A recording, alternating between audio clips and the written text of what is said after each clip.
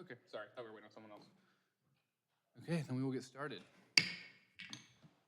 Good evening. I'd like to welcome you to the August 25th, 2026 meeting of the City Plan Commission. Before we begin, I will outline the procedure for our public hearings. As each agenda item is called, the applicant or their representative and the people in favor of the request will be allowed to speak. Then people opposed to the request will be allowed to speak. If there's opposition to the request, the applicant will be allowed to make a short rebuttal. All people wishing to speak during the public hearing must come to the microphone at the front of the room. All statements should be relevant to the public hearing that is opened. To ensure an accurate meeting record, if you are here to speak and have not completed a speaker registration card, please see city staff at the registration table to provide one to you. Each speaker will be allotted one opportunity to speak for up to 3 minutes for each public hearing noted on the speaker registration card. Time may not be shared or granted to other speakers. If you have handouts, please let us know at the beginning of your presentation and staff will distribute those to the commission. If you're unable to approach the podium due to physical limitations, a microphone is available to be brought to you. At the podium, please state your name and address for the record. If you're speaking on behalf of a group of 10 or more individuals present, please have those persons stand at the beginning of your comments and you will be given 10 minutes to address the council. Please note that if you stand in support of a person getting 10 minutes to speak, you are forfeiting your right to speak on that item. For any person addressing the council through the use of a translator, the speaking time will be doubled to accommodate the translation services. While public discourse is very important to the commission, we must maintain order in the meeting so that all people may be heard and city business may be conducted. If so directed by me, the Sergeant at Arms shall remove from the meeting anyone who, while addressing the council or while attending any plan commission meeting, makes personal, impertinent, or slanderous remarks, becomes boisterous, or makes unauthorized remarks from the audience, claps hands, stomps feet, whistles, yells, or makes similar demonstrations. The recommendations we make tonight will be based on the information presented tonight. After completing the public hearing on each item, the commission will consider the action on the item. The actions taken tonight on all items, excluding plats, will be presented in the form of a recommendation to the City Council.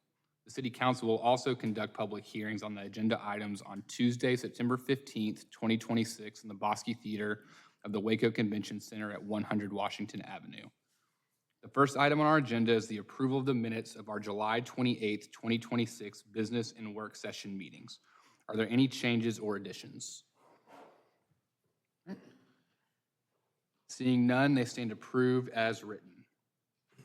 Okay, our first item tonight is item, let's see, it's subdivision plats, SUB 2610. What is the report and recommendation of city staff? Mr. Chair, members of the commission, this is a request for final plat of lots 1 through 8, block 1 of the Sky Country Edition. The property is located within Waco's ETJ. I'm sorry, not the city, but ETJ. It is 31.46 acres and consists of 8 lots in 1 block. The property is located at the intersection of Orion Road and Old School Parkway, pretty much north of the McGregor Airport. Pretty straightforward, 8 lots, all fronting on streets. The smallest lot being, I believe, 2.02 acres. The preliminary plat, if this does conform to the preliminary plat that was previously approved. There are a few minor administrative items that need to be corrected on the plat. Planning Services does recommend approval with conditions for those corrections of the final plat of Sky Country Edition, lots 1 through 8, block 1, subject to the conditions and comments outlined in the August 7th, 2026 review letter. Thank you. Is the applicant or their representative here to speak on this item? Is there anyone else who is present who would like to speak on this item? Anyone who would like to speak in opposition to this item? Okay. Then the public hearing is now closed. Do the commission members have any questions? Great. Then we will entertain a motion. Move to approve with conditions per staff recommendation. I second. Okay, we have a motion by Ms. Salome, second by Ms. Givens. Please poll the commission. Allen? Yay. Ellis? Yes. England, Yes. Givens, Yes. Ingram, Yes. Rogers, Yes. Salome, Yes. Smith. Yes. The next item on our agenda is item SUB 26-12. What is the report and recommendation of city staff? Mr. Chair, members of the commission, this request is the preliminary plat of SunWest Village Edition, parts 12 and 13. Applicant is Walker Partners Engineers Surveyors. The property is 56.63 acres, and both phases consist of 208 lots over 10 blocks located in Council District 5, and also located within the Highway 84 West Neighborhood Association. The additional phases are in between existing SunWest phases, between Old Arena Road and Harris Creek, just south of Highway 84. Here's a copy of the plat. It is skewed a little bit. You notice the north arrow is actually, going to the left, but this here is Trailblazer Park, just to give folks some idea where it's located as well. So it's pretty much, the reason they're doing this plat now is they had to work through some newer drainage requirements and the such, so that's why there was a delay moving forward with these two phases. This plat has been reviewed for preliminary. Again, there were just some minor administrative corrections that are needing to be made on it. With that, we do recommend approval with conditions of the preliminary plat of SunWest Village Edition, parts 12 and 13, subject to the conditions and comments outlined in the August 7th, 2026 review letter. Thank you. Is the applicant or their representative here to speak on this item? Is there anyone else here to speak on this item? Is there anyone who posed to speak on this item? All right, anyone on the council have any questions? Then we will close the public hearing and entertain a motion. Make a motion to approve, subject to conditions and staff comments. Second. All right, have a motion by Mr. Rogers and a second by Mr. England. Please poll the commission. Allen, Yay. Ellis, Yes. England, Yes. Givens, Yes. Ingram, Yes. Salome, Yes. Smith. Yes. The next item on our agenda is item SUB 26-07. What is the report and recommendation of city staff? Mr. Chair, members of the commission, this is a subdivision, actually two subdivision variance requests filed by Scott Engel, The Pines at Waco LLC, Chris McBride, The Pines at Waco LLC, and Kirk Raymond, GLS Engineers, Surveyors, Architects. This is not a new plat. The preliminary plat was actually approved at our last meeting on July 28th with conditions. The applicants are requesting two variances from those conditions that were outlined within that review letter. So tonight, the action is specifically just for the variances. The first variance is request to reduce the permitted drainage easement width from 20 feet to 15 feet for the proposed subdivision. And then the second request is to reduce the permitted centerline radius from 200 feet to 175 feet for the proposed subdivision. The subdivision, it consists of 6.378 acres, 25 lots, 1 block, and Council District 5 is its location. Here's the approximate location. It's off of Spiegelville Road, across from River Valley Middle School, near the Oak Road intersection, and just nearby the Sunnydale Drive property, or road, I'm sorry. This is a copy of the preliminary plat that was reviewed by the Planning Commission at the last meeting. The red denotes the administrative corrections that needed to be made. The variance request, however, is, one of the comments was to add a drainage easement of 20 feet, which is our city standard. However, upon review by our Infrastructure Services Department, that is not sufficient for the drainage of the development.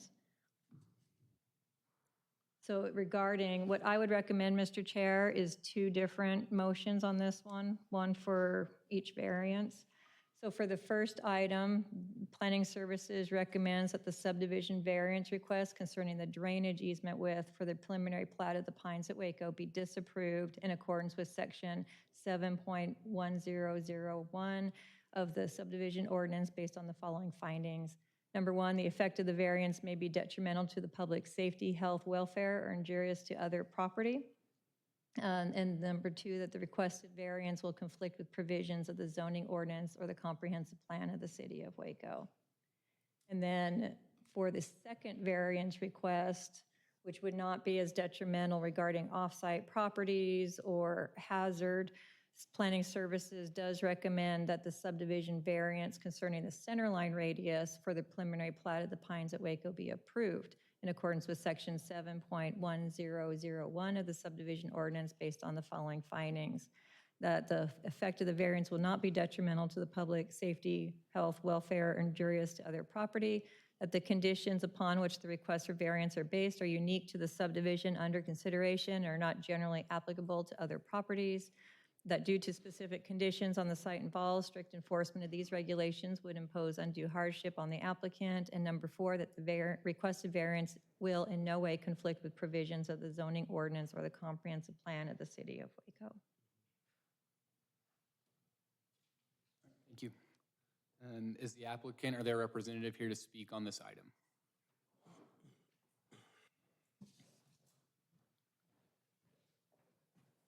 Hi, Name good and address for evening, the Scott record, Engel. please. Sorry. Yep, sorry. Scott Engel, The Pines at Waco LLC. I'm the developer. Yeah, thank you to staff for the work on this. I would really just say that the first one that was recommended not, to be disapproved, we can work with the 20-foot setback, so that's not a big issue. I would just say on the one that is recommended to be approved on the streets, I think we've discussed this with Christine Miller here, and I accordingly see this, excuse me, as being adequate. It has to do with where the intersection is and having a more perpendicular street line going into the adjoining street, which is Sunnydale on the south side of the property. We obviously have speed limits and so forth. Yeah, the map just showed where that was. So yes, thank you for considering this. If you have any questions, happy to answer them. Thank you. Any questions? I don't really understand what the purpose of this ordinance is and what does the center line do?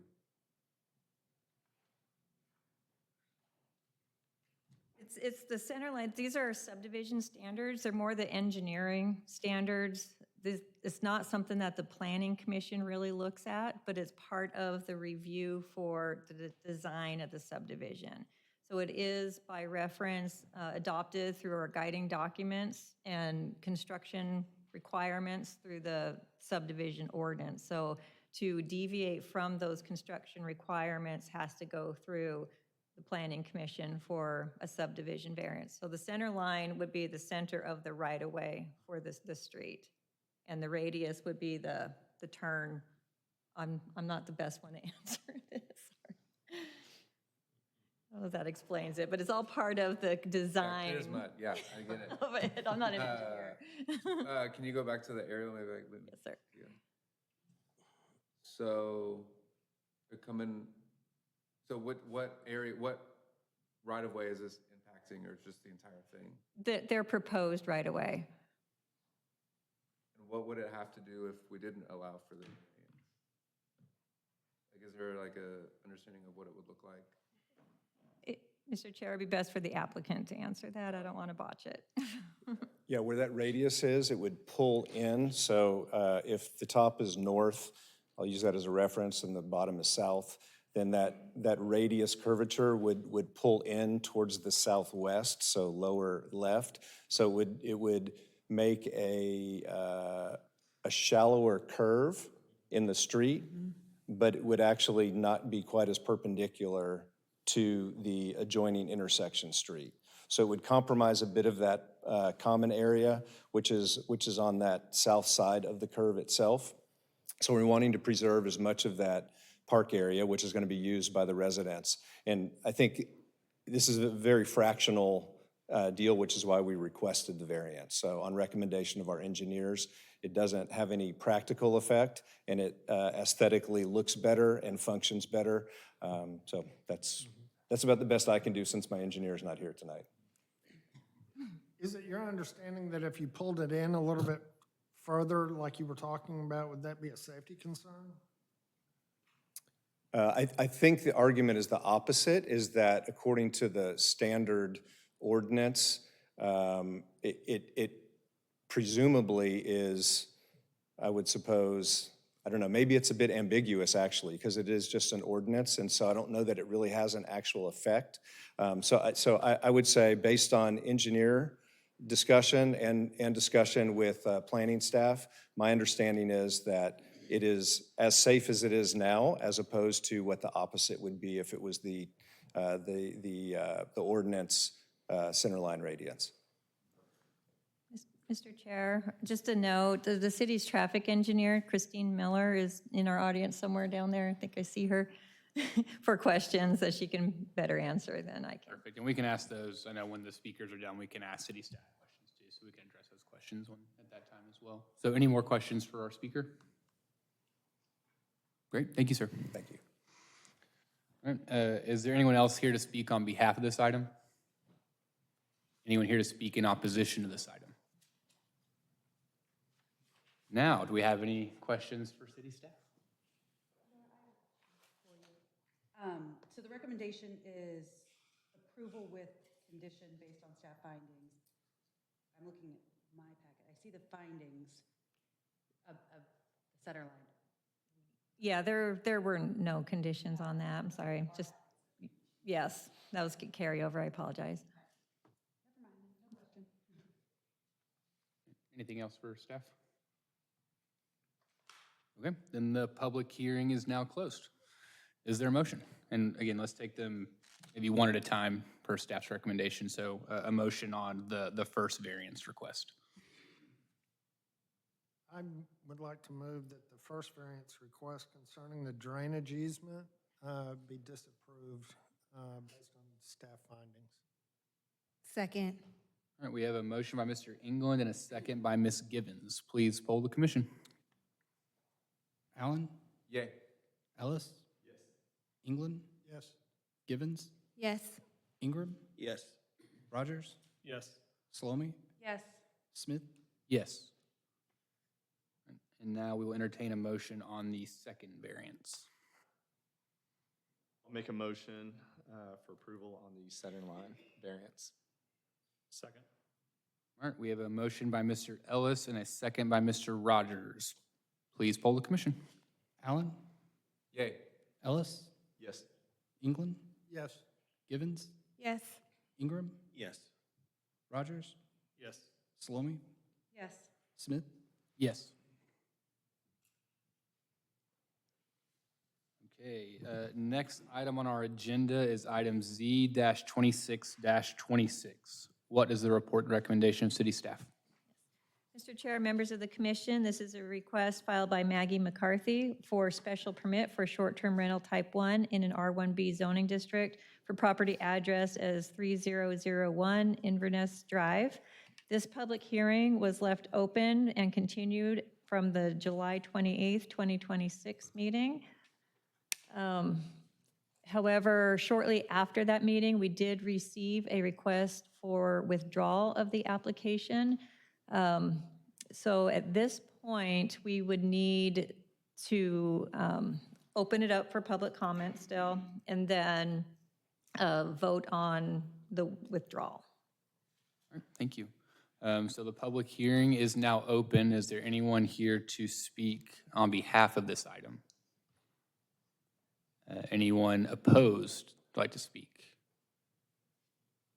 All right, then we will close the public hearing and entertain a motion on the withdrawal.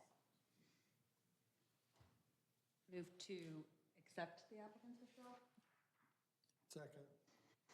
Thank you. Okay, we have a motion by Ms. Salome and a second by Mr. England. Please poll the commission. Allen? Yay. Ellis? Yes. England? Yes.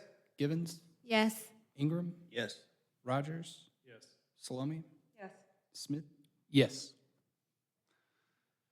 Next item on our agenda is item Z-26-32.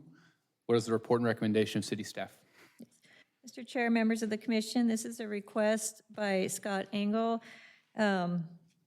to request a rezone from R1B Single Family Residence to PUD Plan Unit Development for the concept PUD application of the Pines at Waco, a new residential development consisting of 25 duplex buildings totaling 50 units, situated actually on the plat that we just reviewed, totaling 6.3 acres of land generally located northeast of the Oak Road and Spielville Road intersection. I'm going to go over this pretty quickly because once again, and the applicant is present, is going to request a continuance after talking through some of the staff items, but in the event that anybody's here wishing to speak, I'm going to run through the report pretty quick. No neighborhood association within this area, and it is Council District 5. So as already noted, the property is across from River Valley Middle School along Spiegelville Road, Council District 5. Picture of the property. The existing land use designation is suburban residential, which supports large lot, single-family residential and cluster development. Maximum base density is 3.5 dwelling units per acre with a potential density for a bonus if it is cluster development.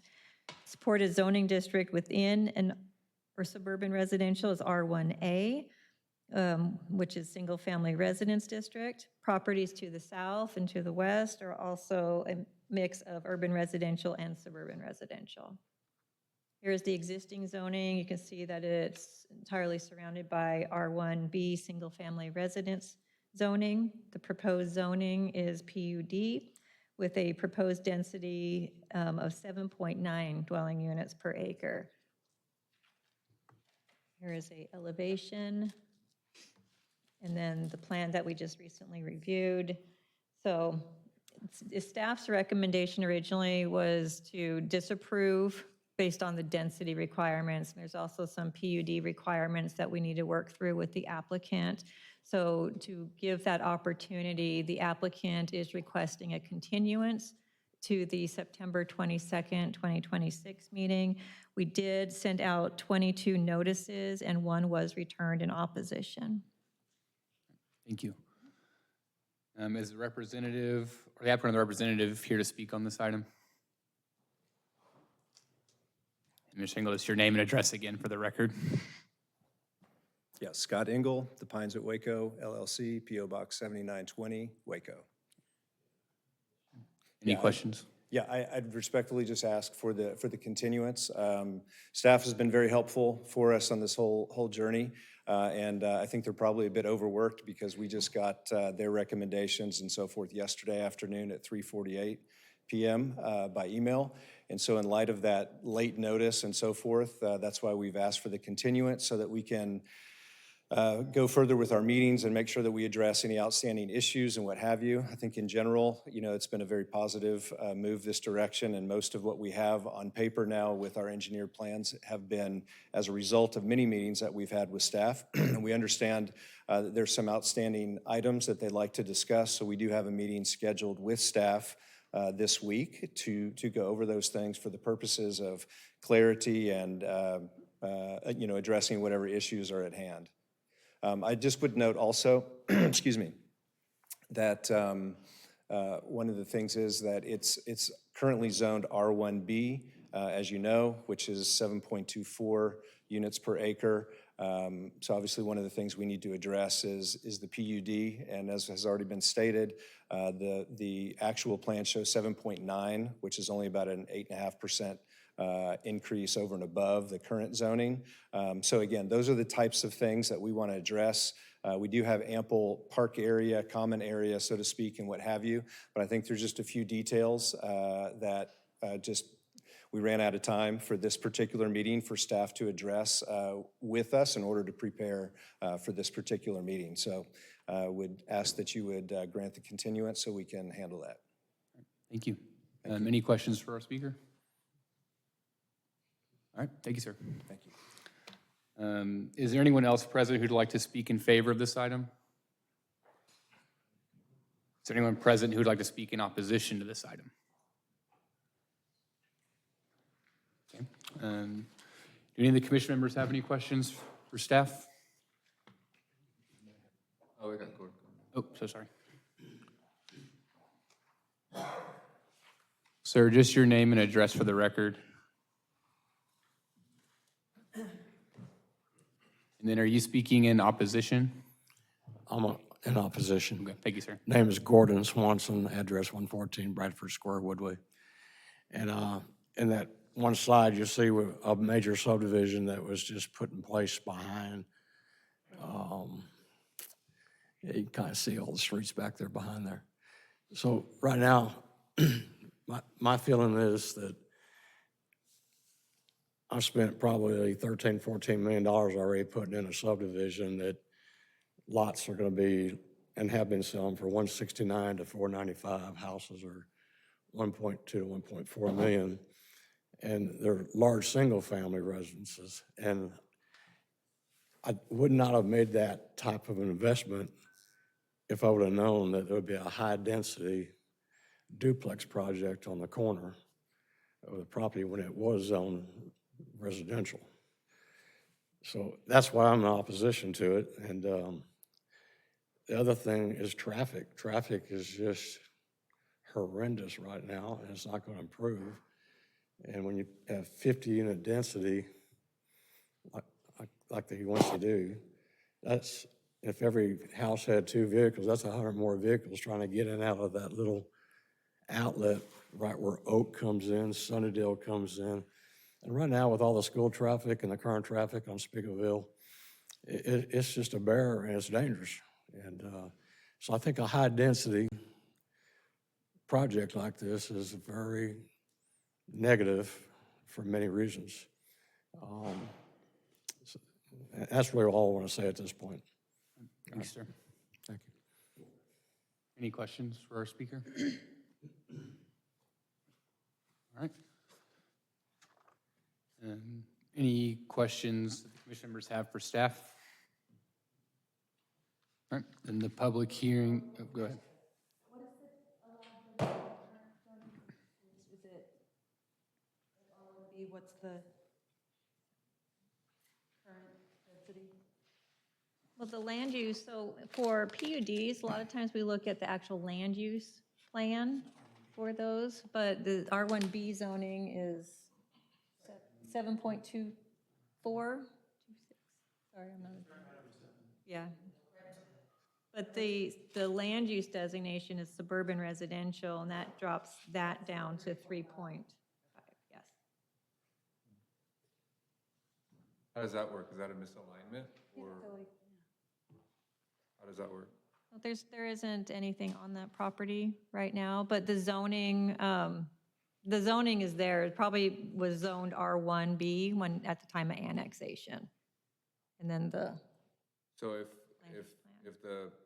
if you wanted to do R1B 7.25 units per acre, what would prevail, the zoning or the land use designation? the zoning for single family, and that is what the plat is showing, is R1B lots right now. And that meets the density requirements. But going to a PUD zoning would increase that.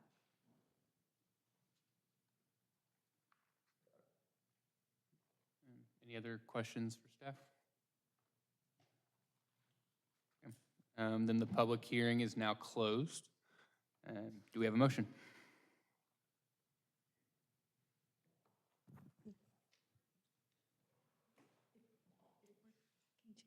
Keep the public hearing open. Yes, we have, or Well, I think we have to move. we have to move to continue. I think we leave the public hearing open after, I guess I have to reopen it. Yeah, Mr. Chair, let's reopen the public hearing and then vote on the continuance. Okay. Then we will reopen the public hearing and now have a vote or a motion on the continuance. I move to approve the continuance. Second. Okay, we have a motion by Mr. England and a second by Ms. Givens to approve the continuance. Any discussion? Can I cut in here and make sure that the motion is to continue it to September 22nd, 2026? Okay. Yes, I'll adopt that amendment. And I'll second that. Okay. All right, then we have an amended motion and a second. If there's no discussion, then we will poll the commission. Allen? Yay. Ellis? Yes. England? Yes. Givens? Yes. Ingram? Yes. Rogers? Yes. Salome? Yes. Smith? Yes. So public hearing is still open on that item. Next item on our agenda is Z-26-23. What is the report recommendation of staff? Mr. Chair, members of the commission, this is a request by Michael McNamara, request to amend the concept plan of the Saddle Creek Plan Unit Development to redesignate the remaining Track 2 and Track 3 of the approved concept plan from a commercial and multifamily and office designation to a commercial and office designation, and to allow retail sales of farm and agricultural supplies as a permitted use within the updated commercial and office designated area described as approximately 21.8 acres of land being generally located along the northern side of China Spring Road, east of Parker Springs Drive. The property is located in North Lake Waco Neighborhood Association and Council District 5. I'm going to go over a little bit of history on this one. Those that have been on the Planning Commission for a while may recognize some of this, but the property is located along the north side of China Spring Road between Saddle Creek Road and Parker Springs Drive, approximately half-mile west of Waco Regional Airport. China Spring Road does serve as a principal arterial and supports commercial component of the existing PUD. As you can see here, you see the commercial along China Spring. And then these are some of the other commercial, the car wash that was recently reviewed and approved by the Planning Commission, and some storage units. So the commercial is generally the trend along China Spring. This is looking directly across China Spring Road. Into some residential development over there in this R3B area. There's also C2 across the street. And then right now, this is the existing PUD boundary of the Saddle Creek Plan Unit Development. So the property, just to note, the property is already zoned PUD, as you can see. The request does not change the underlying zoning district. The amendment is for the internal land use designations as noted on the conceptual plan unit development. So going through these, a little bit of history. This was the original plan unit development boundary. It did include the residential behind. Bright red, it was the commercial designation, and the yellow is office designation. Then in 2009, we had a couple amendments. The first one brought in additional property along China Spring, and that was designated as office and commercial. And then this here was still commercial zoning. And then at the end of 2009, there was a potential for a multifamily development to be constructed back here. That did not happen, but it was left as multifamily residential along the back there. So with the request, we did some updated maps. There was also in 2018, it's important to note that the residential portion of the PUD was actually removed from the PUD boundary through a rezoning process. So all that's left of the PUD is what you see on this map right now. So this is what is still in place for the land use designations. And then with the proposal, this pink will now become just a commercial and office area instead of having it split with the multifamily in the back of it. So based on review of the concept plan, the proposed amendment to the land use plan is consistent with the land use component of the comprehensive plan, purposes of Chapter 8 zoning, the Code of Ordinances of the City of Waco, Texas, and the Plan Unit Development Regulations. The proposed commercial and office designation is compatible with the established commercial development pattern along China Spring Road while maintaining the development standards and amenities established by the PUD, and existing public infrastructure and roadway capacity are adequate to serve the proposed uses. Right here, I would like to note, though, that regarding the land use in general, another thing that the item is proposing is to add a use. The current summary report for the concept plan states that C2 is the guiding zoning district for the commercial. C2 does not allow currently, it restricts retail sales of farm and agricultural equipment. C3, which is also down a little bit further, I'm gonna go back to my zoning map. These red areas are C3, which you do see along China Spring Road. C3 is one of our zoning districts that we're phasing out, and per the comprehensive plan, trying to incorporate some of those uses into the C2 district, either through a special permit or through a PUD, such as this case. So that goes along with their proposal. They would have to come back with the final plan unit development for review by the Planning Commission, looking at the site development itself for development of that parcel. So with that, we are requesting the following conditions. Number one, the final PUD plan must meet all development standards consistent with the concept PUD plan and the site requirements of the Plan Review Committee, including but not limited to the following: setbacks, site grading and drainage, signage regulations, parking, site coverage, access and circulation, gating, landscaping, refuse location and access, and fire protection location and access. And that the property shall be platted in accordance with the subdivision ordinance prior to issuance of building permits.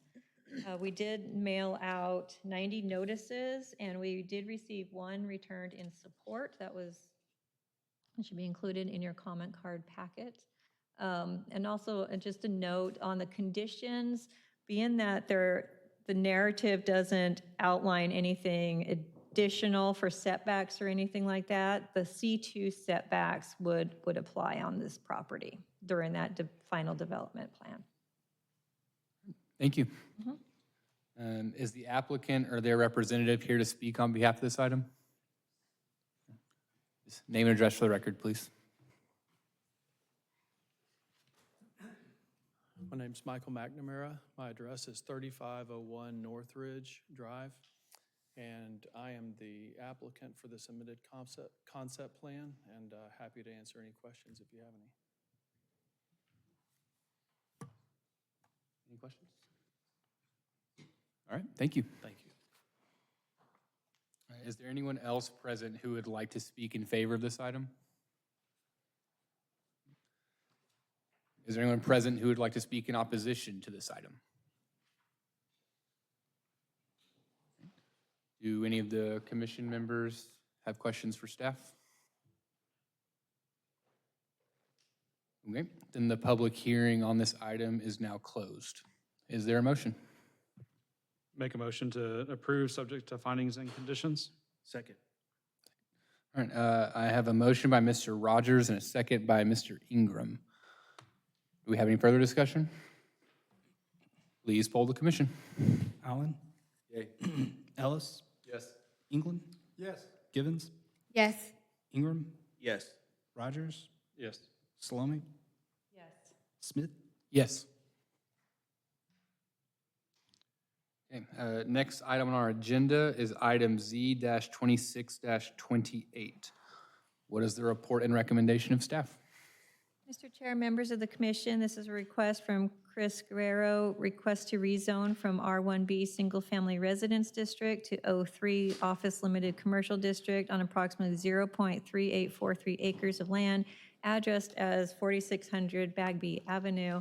Property is 0.3843 acres, located in the Kendrick Neighborhood Association and Council District 2.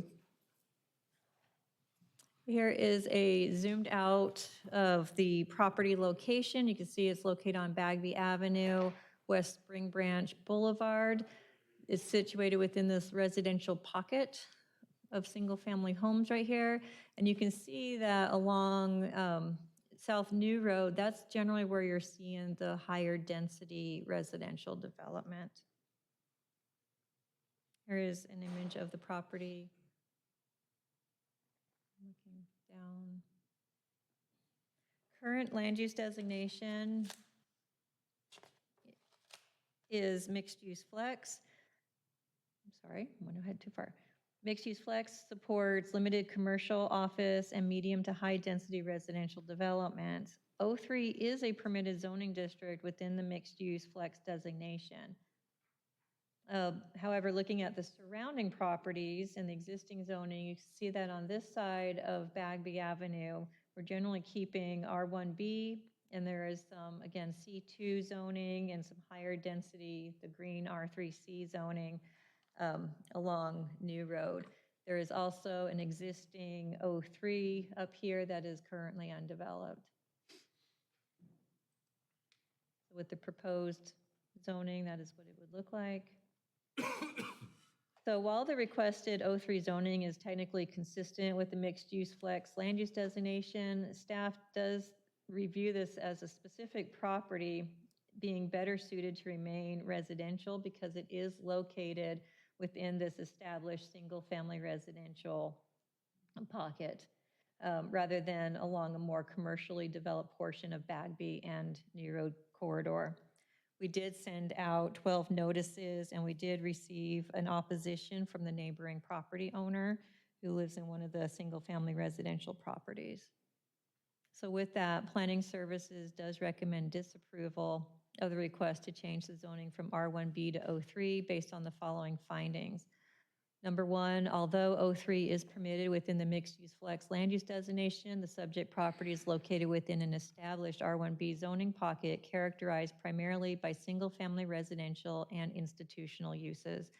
The requested O3 zoning would introduce office and limited commercial uses into the interior of the established residential block, and retaining the existing R1B zoning would better preserve the established residential character and zoning pattern immediately surrounding the subject property. All right, thank you. Is the applicant or their representative here to speak on behalf of this item? Is there anyone else present who'd like to speak in favor of this item? Is there anyone present who would like to speak in opposition to this item? Any questions for city staff? All right, then we will. I just have one. ahead. Just for clarification for me, on the map, I see, here, yeah, C2. Can you just explain to me what the C2 zoning is again before? C2 zoning is our general commercial district, community commercial.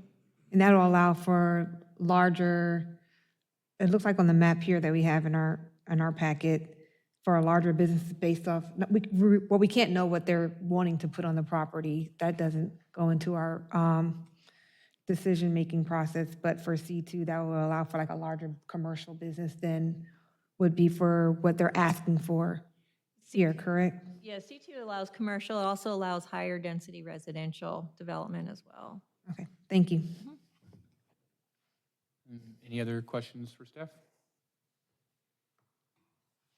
Okay, and the public hearing on this item is now closed. Is there a motion? Move to recommend disapproval based on staff findings. Second, oh, go ahead, have it. Second. We have a motion by Ms. Salome and a second by Mr. Allen. Any further discussion? Please poll the commission. Allen? Yay. Ellis? Yes. England? Yes. Givens? Yes. Ingram? Yes. Rogers? Yes. Salome? Yes. Smith? Yes. Next item on our agenda is item Z-26-31. What is the report and recommendation of staff? Mr. Chair, members of the commission, this is a city-initiated zoning request to amend the land use plan from office industrial flex to mixed-use flex and medium-density residential office flex, and to rezone from C3 general commercial and M2 light industrial to R2 single-family residence, O3 office limited commercial, and C2 community commercial on approximately 15.29 total acres, generally bounded by North Loop Drive, Hillsborough Drive, and Harrison Avenue. The property, again, it is approximately 15.29 total acres. It is located within the Northeast Riverside Neighborhood Association and Council District 1.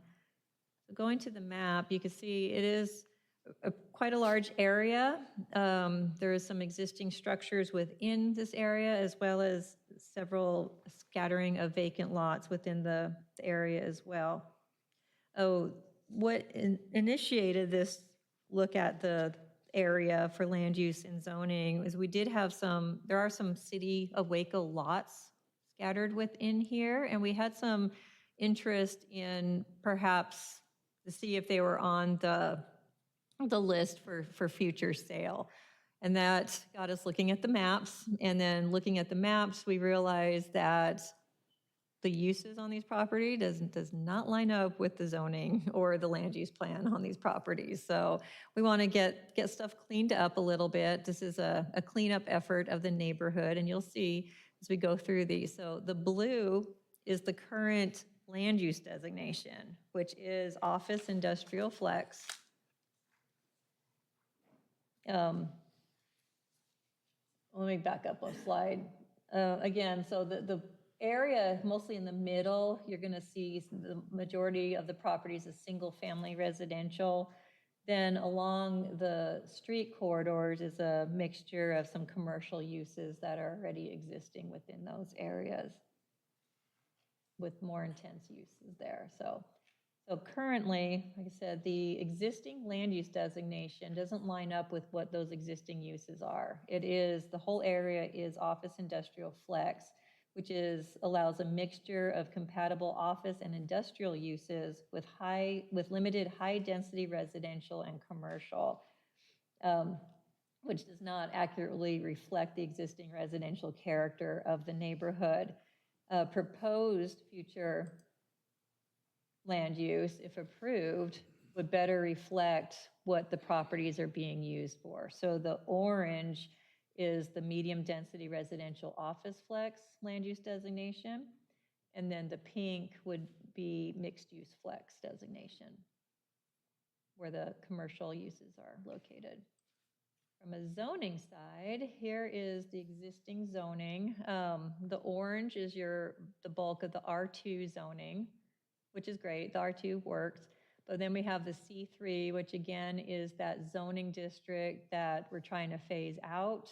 It is a pretty heavy commercial, heavier than the C2 zoning, commercial district. And then the gray that you're seeing is our light industrial district. So if approved, this is what we are proposing. We would like to keep this as a C3. That's what is currently zoned, but we do not want to create the business that's there now would become non-conforming if it were to be rezoned. So we do not want to create more non-conformity in the area. So we're comfortable leaving that as the C3, which is its current zoning. All this, where you see the majority of the residential properties, would go to an R2 zoning. C2, where the pink is located, and then O3, which meets the uses that are located on this corridor, the Hillsborough Drive corridor. We do have some pictures of the signs that were posted. So to answer maybe a couple questions that may come up, one is, will this affect these structures? Let me go back to the aerial. The existing properties in here. So right now, the properties that are not correctly zoned would be considered non-conforming properties. And as a non-conforming structure, you're limited on what you can do as far as any expansion of that non-conforming structure. But having them zoned to what their use is allows more redevelopment of that area and allowable improvements. Another question could be, is it going to change my taxes? You know, we're not the tax assessor's office, but the uses, really, we're just bringing the zoning in line with the uses that are already there. And the tax assessor's office would be basing taxes off of what those uses are of those structures already. So there should not be an impact on taxes on these properties as well. We did send out quite a few notices, 95 notices. In addition, on June 11th, staff did present to the Neighborhood Association at a meeting there. We also have fielded several phone calls on it. We did get one return letter of support for the request. We did our best. We had a lot of phone calls, email, outreach for everybody, but it's hard to get everybody in a large rezoning like this. So just to be upfront, if there are a lot of questions tonight for someone that maybe did not get direct answers to their questions, we would be willing to continue it if necessary. But as of right now, we have not received any negative feedback for needing to do that. So we do, sorry, I didn't do my recommendation slide. We do recommend approval of the land use change from office industrial flex to mixed use flex and medium density residential office flex. Based on the following findings, the proposal appropriately amends the land use component of the comprehensive plan to support the existing character of a residential area and residential compatible commercial corridors.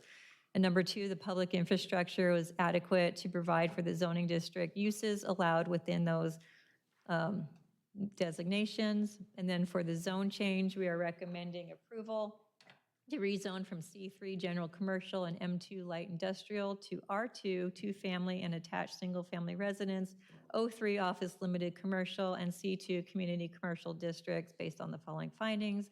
Number one, the proposed zoning is consistent with the land use component of the comprehensive plan as revised. Number two, the proposed O3 zoning along Hillsborough Drive provides a transition between residential and more intensive uses and satisfies the comprehensive plan criterion to locate O3 zoning along a collector or higher classified roadway. Number three, the proposed zoning more closely aligns with the area's existing uses, development pattern, and lot dimensions than the current C3 and M2 zoning. Number four, the proposed zoning supports compatible infill and reinvestment, contributing to the stabilization of the existing neighborhood. Number five, the proposed rezoning supports the goals of the Waco Strategic Housing Plan by encouraging increased residential development, providing needed housing to Waco residents in proximity to employment and services. And six, the rezoning from C3 to C2 advances the comprehensive plan's objective of reducing the existing inventory of C3. Thank you. Is the applicant or their representative here to speak on behalf of this item?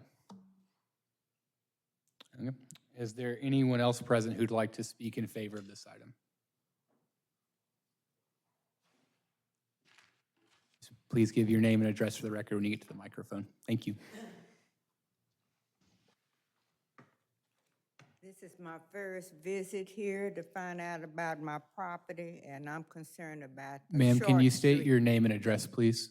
Sally Reed Thickpen, 915 Garrison. Thank But you. I own the property on Short Street. And I want to know, they build a new house there on the corner, and it's not no house but one house on Short Street like it was when I lived there was 3 houses. So I'm wanting to know what y'all planning on doing right there on Short Street. Staff, any response to the Yeah, plan? we do not have any development plans associated with this request. It's just changing the zoning, what the properties could be used for in the future, but there's no development plans for the properties. Oh, okay then.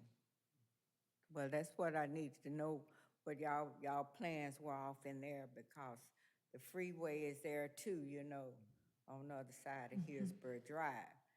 So I was concerned about that. All right, thank you. Is there anyone else present who'd like to speak in favor on this item? Is there anyone present who would like to speak in opposition to this item?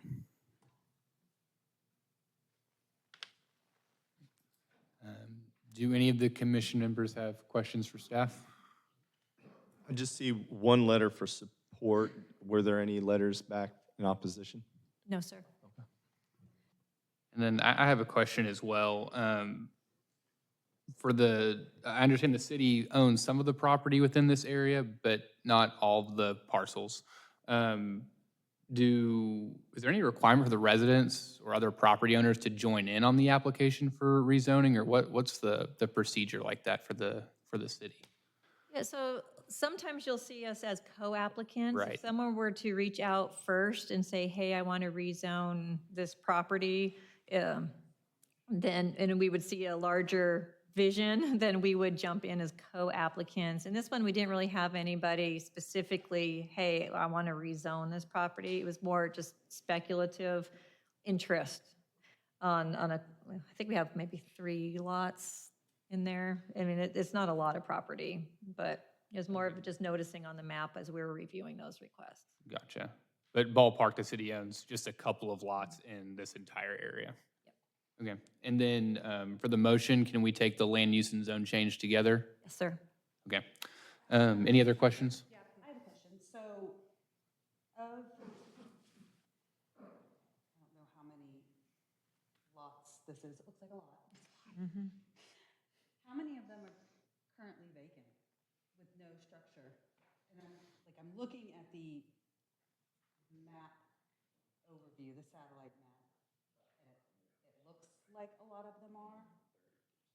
Yeah, about 30%-ish. We don't have an exact number, but probably about 30%-ish. There's quite a bit in here, right in the core. So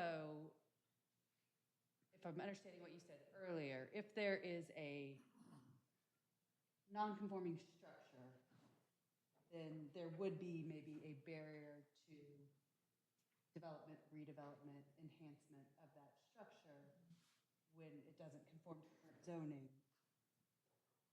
But with these existing vacant lots, there's nothing on them, so there would be no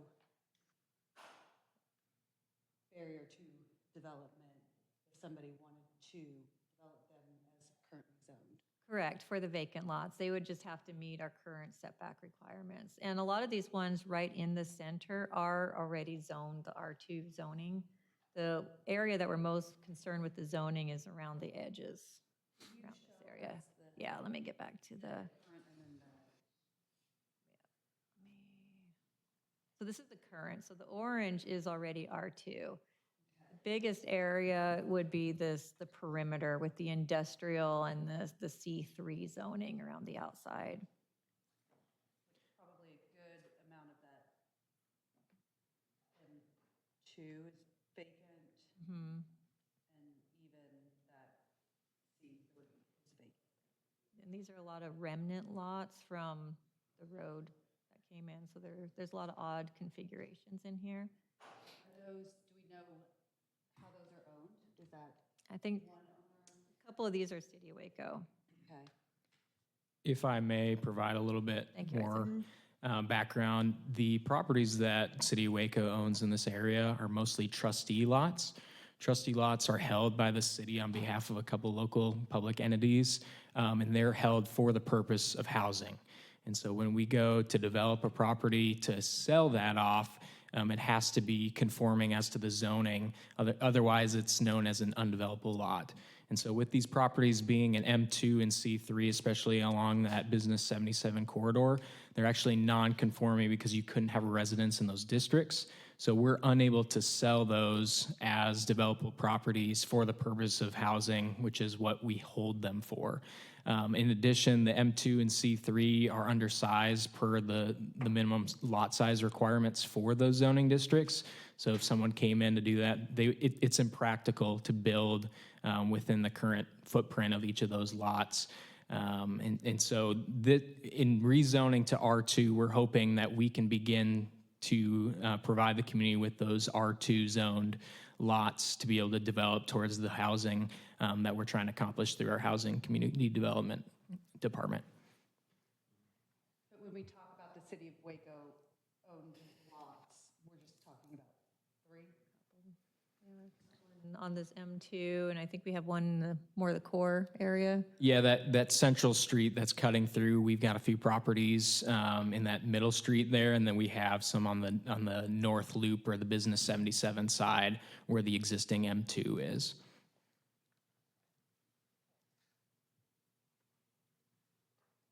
This is probably for you, Isaac. So then on the opposite side of this, is R and Harrison Avenue in the red for C3? Is that City of Waco property as well? That will eventually come to us for zone change? Oh, this, The No, C3, not down, who's navigating? Enrique? You, okay. Harrison on the left side, where the dotted, where the hashtags are, to the left. this over here. Yes. I believe we have any over there. Those properties, what, could you remind me the question on it? I was just wondering if that will come before us in the future. Are these City of Waco owned properties for zoning change, since I know we're trying to move away from C3? And it looks like from the aerial view, there's nothing on that property there. I'm not sure the ownership on those. We did not consider those as part of this project, mainly because that land use of office industrial flex is within this boundary currently. Thank you. Any other questions for staff? All right, then we will close the public hearing and entertain a motion. We have some discussion amongst us, is that, Sure. Typically, we do the discussion after a motion is made, but, okay, sorry. so if someone wants to throw a motion out there first, then we can discuss. Make a motion for approval based on staff findings. Second. And to clarify, motions for both the land use change and zoning? Yes. All right, we have a motion by Mr. Rogers and a second by Mr. England. Do we have any discussion? I guess I am just a little concerned, if that's the right word, when we've got the city of Waco coming in and making this zoning request on behalf of properties that they don't own. I understand pulling properties into the appropriate land use designation and zoning, but I just don't, I wouldn't have a problem with this request if it were all City of Waco lots, but we all know how confusing just even understanding zoning and land use designations can be, and I don't love the idea of us just rezoning a property and restricting its use on, especially on land that's not currently in use, on behalf of somebody else that, I mean, I understand that we, you know, the city reaches out to the owners, but we hear it all the time. People don't get the notice. They don't understand the notice. And so that is my concern here, that it is just this huge chunk that we're doing, rather than, it would make more sense to me if this request were for, like I said, either the city-owned lots, but even the lots that currently have structures on them, to bring them into, you know, to make them conform to their current use. So that's my concern with this. Just because we don't hear opposition to it doesn't mean that there isn't. But to my understanding, I think Isaac met with a lot of the neighboring homeowners or property owners. Is that correct? Well, I don't know. Can I address Isaac or not? Yeah, I mean, Isaac really did a lot of spearheaded the public input, and I'd like him to come up and talk about what all he did, if that pleases the commission. Yeah, sorry, I was trying to run away really quick. We did attend the neighborhood association meeting to try to get some interactive information out there, providing maps that you can see, you know, the potential based on the current zoning and the prospective zoning of what could potentially go there over time. We also did outreach to each individual property within this boundary if we had either an email or a phone number for them. So if we were able to find that online or through property records, we did pursue them in that regard, not receiving any opposition. But to your point, there are property owners in this boundary that we have not spoken to, and that's that is a consideration as well. Before you leave, Isaac, and it's for the lady that came up earlier, because she said she wasn't aware of the zoning change, and she just understood, we'll learn here today what was going on. This is just me speaking on, I'm assuming on her behalf, but I think it'll be beneficial, since it sounds like she was not at that meeting, if you guys could just explain again briefly what types of buildings or properties that can actually go in that new zoning, so she would understand what may or may not come in her area. Sure. Would you mind switching to the proposed zoning district slide? Starting with the orange color, that R2 single-family and two-family district, that allows primarily for single-family residents and a duplex product. There are examples of both types of products within this area right here, and that is the primary use within that zoning district. The C2 that is in pink, just in that single property down there, there is an existing billboard on that property, and so maintaining the commercial zoning keeps that in compliance. The O3 zoning, which is the purple color there, and you can see actually where that's mirrored over on Clifton Street, which we've done in the past. This is kind of trying to achieve that same effect of allowing some compatible uses with the interior neighborhood in the R2. O3 and R2, I would say, are brother or sister zoning districts. The O3 really is intended to serve the neighborhood, but provide some limited retail or restaurant or office financial services uses that you would hope to provide some employment or services in relation to the nearby R2 district. And as Assistant Director Wagstaff mentioned, that C3 up at the top there, we identified that would be non-conforming if we did change the zoning district. So that was kept C3 intentionally to make sure that entire area right here does not have any non-conforming uses as a result of this change. Thank you. And can you explain some of the C3, what's allowed in C3, which is currently zoned there, just for? Yeah, C3 is predominantly, you can see it there on Waco Drive to the left side of the screen. C3 is factored in on Franklin Avenue, Waco Drive, Valley Mills Drive. You see it on larger retail corridors. It provides a wide range of commercial uses that can be big retail, smaller type shops. We can provide restaurants in those districts, general retail, a wide variety, not industrial uses, which you see in the M2 that's been existing here. But seeing, if you go back to the previous zoning slide, with the business 77 corridor coming down there, you can see what the intention was to have industrial uses along that corridor where the business highway is, and then kind of a buffer in between the residential as C3. But that is such a narrow spot for commercial to go that it just isn't practical, and you cannot actually access into that street where those M2 properties are from the business 77 highway. So you would have to go through the neighborhood to get to that M2 right there. Those M2 zone properties used to be wider or longer, extending into where business 77 currently is, but they were cut off with the expansion of that highway. And so it's limited in their potential to develop as industrial moving forward. Thank you. Any further discussion or questions for staff? Just a question. How many people attended that informational meeting? Besides staff and guests, we had about 10 to 12 in attendance at the Northeast Riverside Neighborhood Association meeting. In ballpark, how many were you able to reach via email and phone numbers that y'all found in records? I would have to get that information for you, but we can provide that if necessary. Yeah, but there were a few that you at least reached that way. Yeah, we did get on the phone with a couple residents.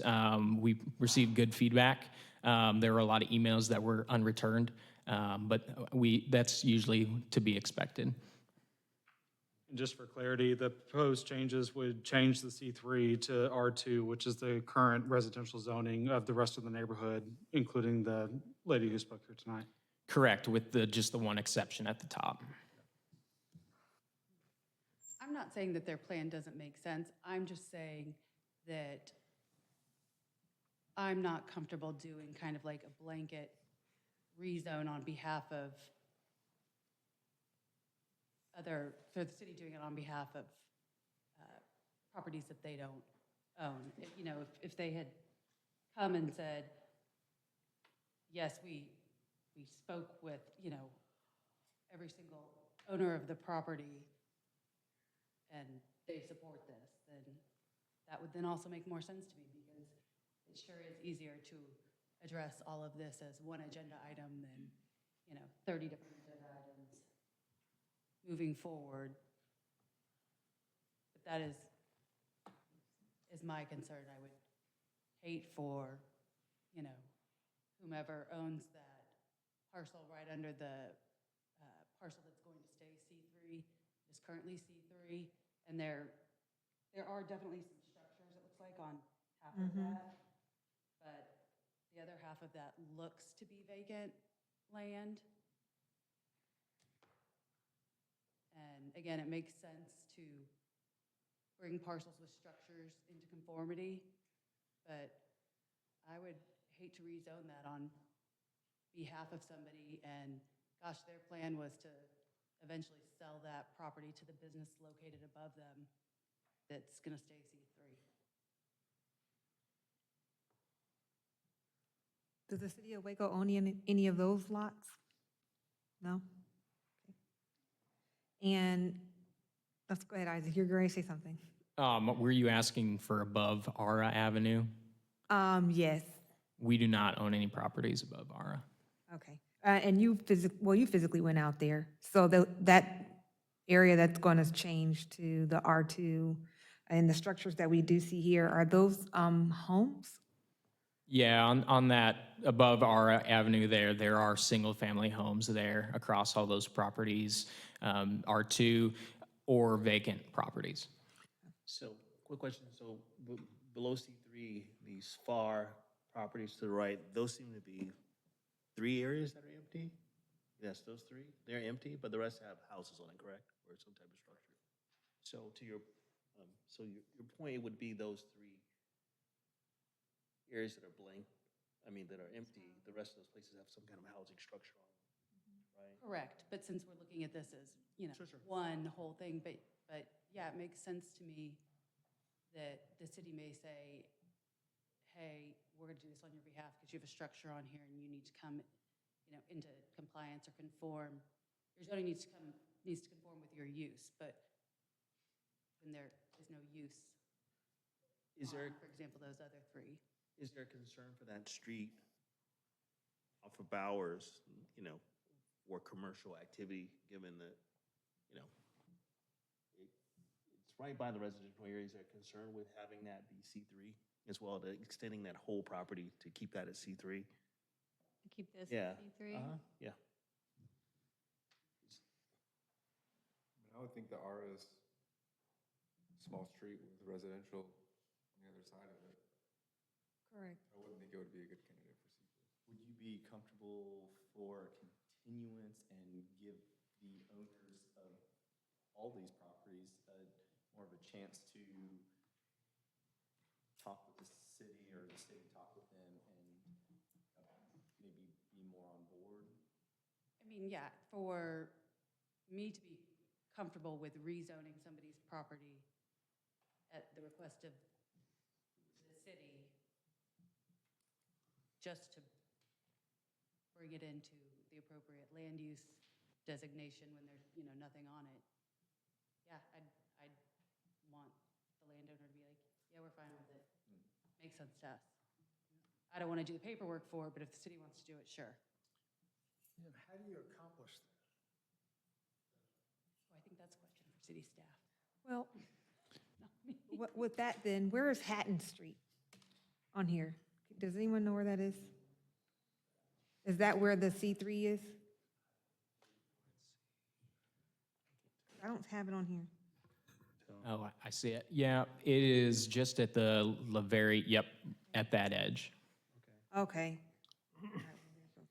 Austin, to answer your question, I think the way you accomplish that is through public notice, mailed notices, and community outreach. What has already been done, yeah. Yeah, I think that may be what we're asking for. More time for more people to.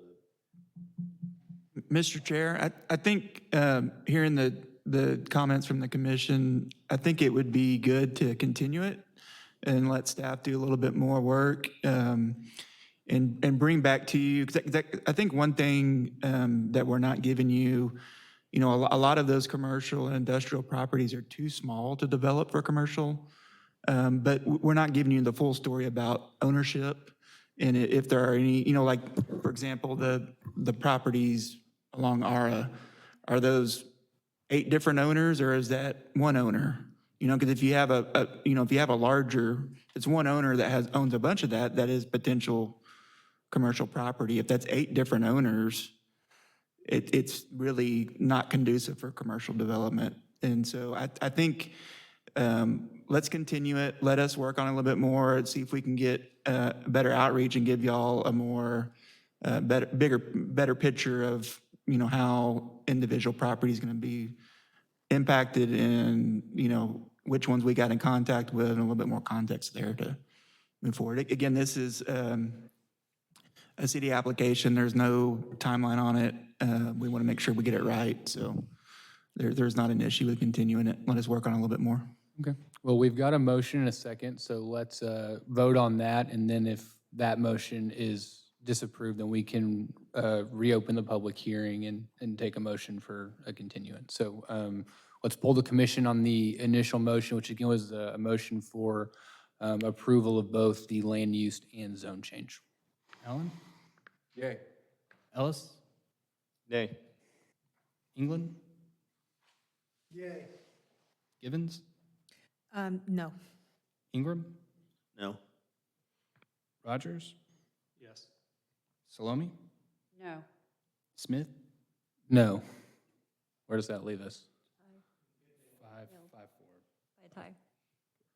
So that passes? No, it failed by. Oh, failed, thank you. Okay. So that motion has failed. So do we have another motion on the continuance? Do I need to give you a date to continue to September, or how much time do you think you need? Let's do 2 months. Okay. Okay. So I move that we continue this application to the October meeting. Is that the right way? Okay, so we need to reopen the whole meeting first? Okay. Okay, so let me reopen the public hearing, and then we'll take a motion on the continuance, sorry. So public meeting, or public hearing is now reopened. Okay. All right. Now I move that we continue this matter until the October meeting. Okay, we have a motion by Ms. Givens and a second by Ms. Salome. Please poll the commission. Allen? Yay. Ellis? Yes. England? Yes. Givens? Yes. Ingram? Yes. Rogers? Yes. Salome? Yes. Smith? Yes. And a reminder, that was a continuance for 2 months. And that would be the October 27th. The October 27th Plan Commission meeting. All right.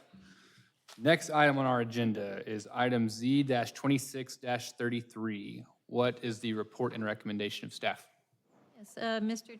Chair, members of the commission, this is a request from Tatiana Mitaza Rosenfeld, request to rezone from R1B Single Family Residence District to O3 Office Limited Commercial District on approximately 0.18 acres of land addressed as 2600 Maple Avenue.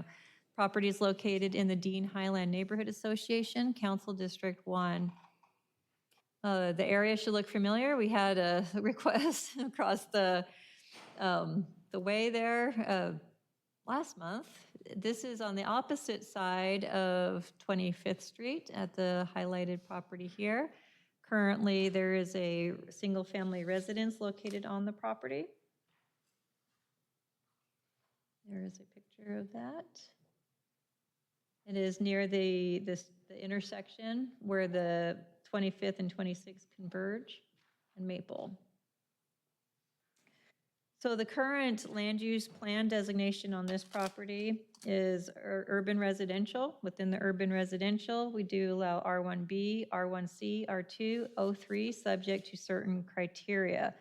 The broader area is primarily designated as urban residential. There is some medium-density residential flex, majority of which is on the opposite side of 25th Street.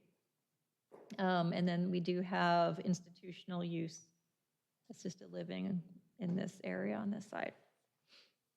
The proposed zoning, currently it is zoned R1B.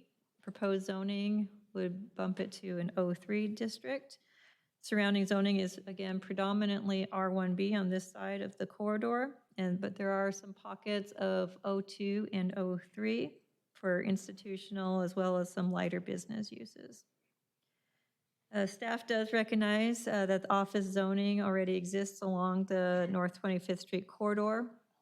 However, this parcel is only 0.18 acres and also has an unusual lot configuration and remains closely associated with the surrounding residential properties.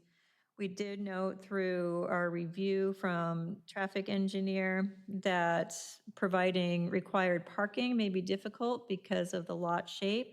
And there's also limited access to this property because access directly off of 25th Street for commercial activity would not be permitted. So because of the physical constraints on the property, more so than the land use plan itself, staff is recommending disapproval of the request to change the zoning from R1B to O3 based on the following findings. Existing R1B zoning is more compatible with the established single-family residential character immediately adjacent to the property. While office zoning exists along the North 25th Street corridor, the size, configuration, and residential context of the property will make it better suited for continued residential use than the range of office and limited commercial uses permitted in the O3 district. And the property is oriented towards Maple Avenue and has limited access to North 26th Street, which is not conducive for office or limited commercial development. We did mail out 13 notices and we did not have any returned. Thank you. Is the applicant or their representative here to speak on behalf of this item? Thank you. Just name and address for the record, please. My name is Tatiana Metaxa Rosenfeld, and I am the owner of 26 Maple Avenue.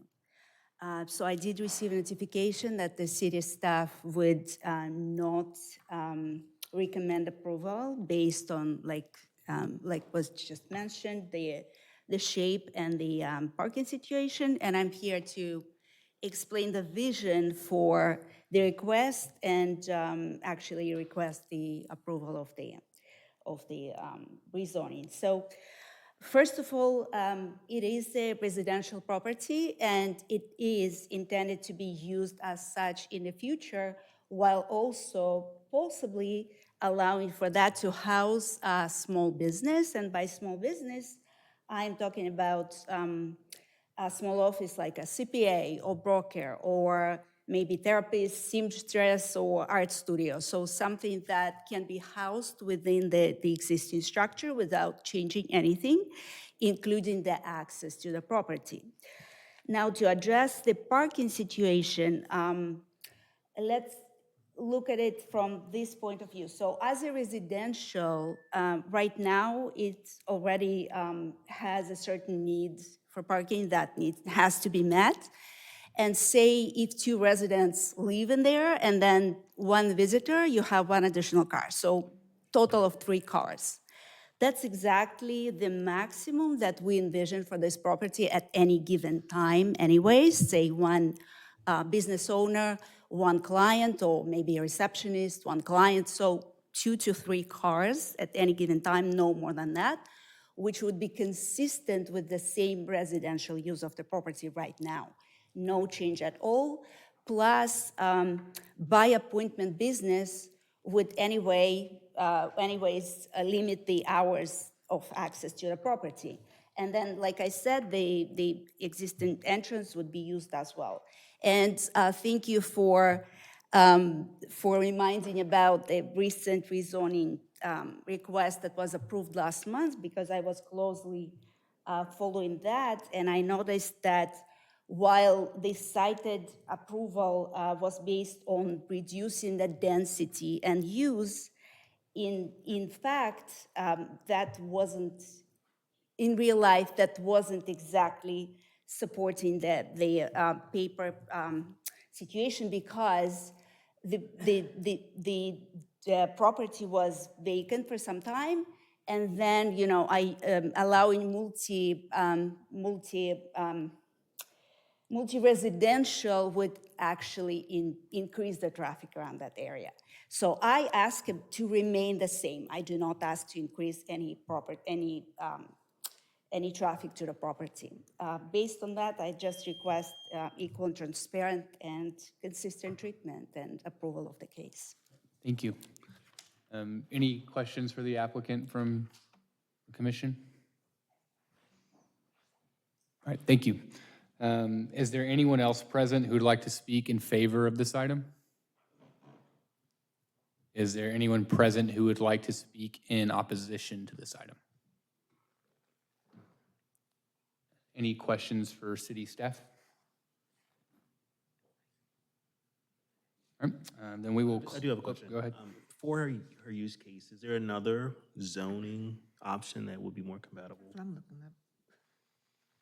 That would be more compatible for that use case that she mentioned? Sorry, ma'am, your 3 minutes is up. I think if the commission has questions, we could ask, but your time to speak is up. Thank you. On a property such as this, that's already an existing residential structure, we do allow home occupations in conformance with our home occupation ordinance.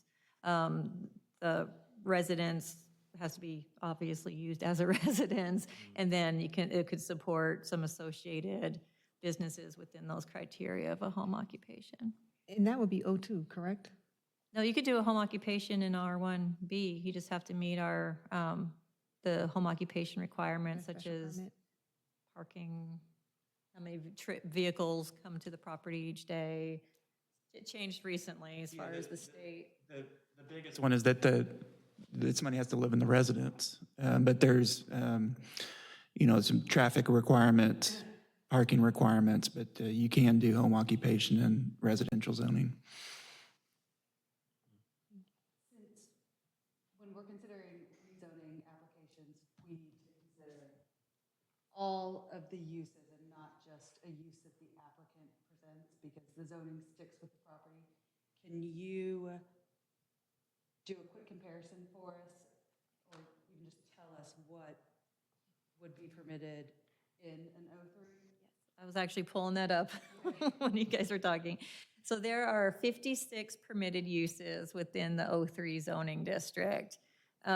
Each of them would have its own parking criteria. So we can't just limit a zone change based on, as Commissioner Salome said, based on one item. So some of the other uses that are in O3, you're dealing with office buildings, of course, personal service shops, restaurants, retail sales, financial institutions, equipment sale offices, group homes, adult daycare facilities. What's another big one here? I think that covers the majority of the types of uses. Neighborhood grocery store, live-work unit, that's another one, house museum. So there's many, and each one of those would have its own criteria for on-site parking that it would have to meet. Based on like square footage of the structure, tables, et cetera, occupancy. Any more questions? I have a question for the applicant. Would the residential home use office, is that what you're looking for? I'm not sure I understand the question. Man, you might come into the microphone to respond. Thank you so much. So they were talking about, the staff was talking about a residence could be used if you were living in the residence, you could also Right. use it as a home office? No, that wasn't the idea behind it. So the idea was, yes, to continue use it as a residential or to allow a small business to move in because it has a great visibility from all sides since it sits on the very tip of the street. And in that case, that would be, and thank you, you asked about the other allowed zoning options. And if the committee is not comfortable with proposed, with ask 03, maybe then 01 could work for that, which would be more restrictive, but still allow for a small business to move in. But essentially, like I said, 2 to 3 people and something, I envision something like a massage therapist or esthetician or something like that, which would use the existing square footage, same structure, same property. So if there was an interest in another zoning, would they have to go through this process again and suggest the type of zoning they would want to have considered? Yes, we would need to re-advertise it for a different zoning. I would say, I don't know if the recommendation would change any, and honestly, even with the rezoning, I think it's gonna be very difficult to transition that house to an office or commercial building and meet all the design requirements and site requirements for a non-residential use. So the best option is really to try to get a tenant who runs a business, who could live there to achieve the vision that they're trying to achieve. Yeah, so the home occupation would allow, if somebody's living in the house, they could use a room to, like a massage therapy or a small office without having to add a lot more parking or change the site up, just because of the limited, with the way that street curves and the limited, there's a small driveway off 26th Street, there's not any drive off Maple. It's just gonna be very difficult to develop that and meet all the standards for a full-blown office or limited commercial use. Thank you. Any more questions from the commission? All right, then we will close the public hearing on this item and entertain a motion. Move to recommend disapproval based on staff findings. Second. All right, we have a motion by Ms. Salome and a second by Mr. England. Any further discussion? All right, please poll the commission. Allen? Yay. Ellis? Yes. England? Yes. Givens? Yes. Ingram? Yes. Rogers? Yes. Salome? Yes. Smith? Yes.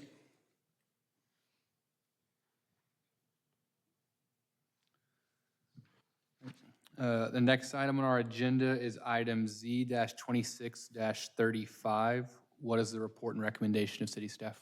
Yes, Mr. Chair, members of the commission, agenda item 10 and 11 are associated together. A large property divided into 2 separate applications. So case Z-26-35 is an application filed by Rick Dahini, request to rezone from C1 Community Commercial, No Alcohol District to C2 Community Commercial District on approximately 1.6 acres of land addressed as 4200 South University Parks Drive.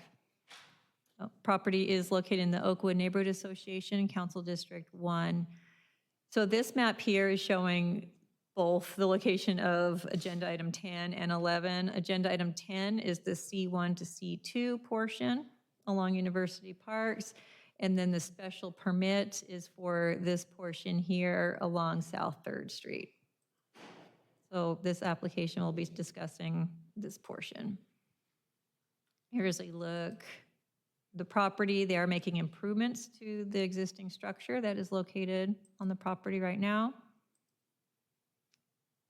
Actually, this goes with the RV park one, so I'll go back to that one if necessary. So current land use designation is mixed use flex for this property, which is, it's surrounded by, I believe that's suburban residential.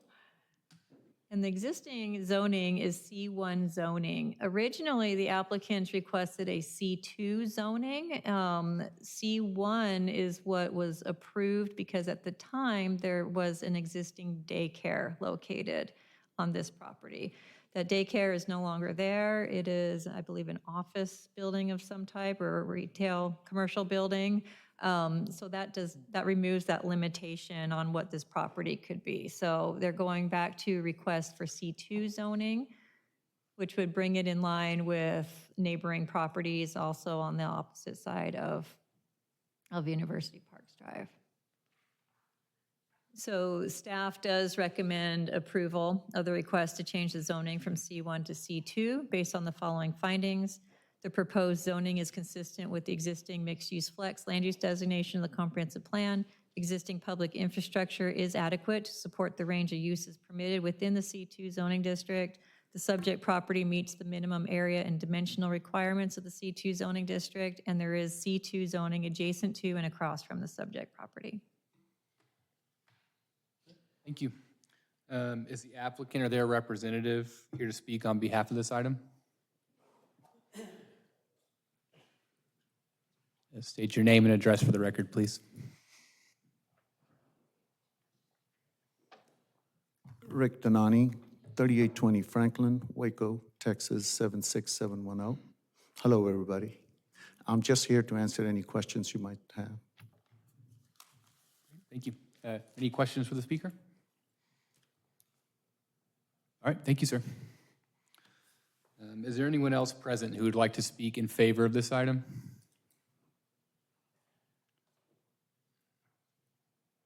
Is there anyone present who would like to speak in opposition to this item?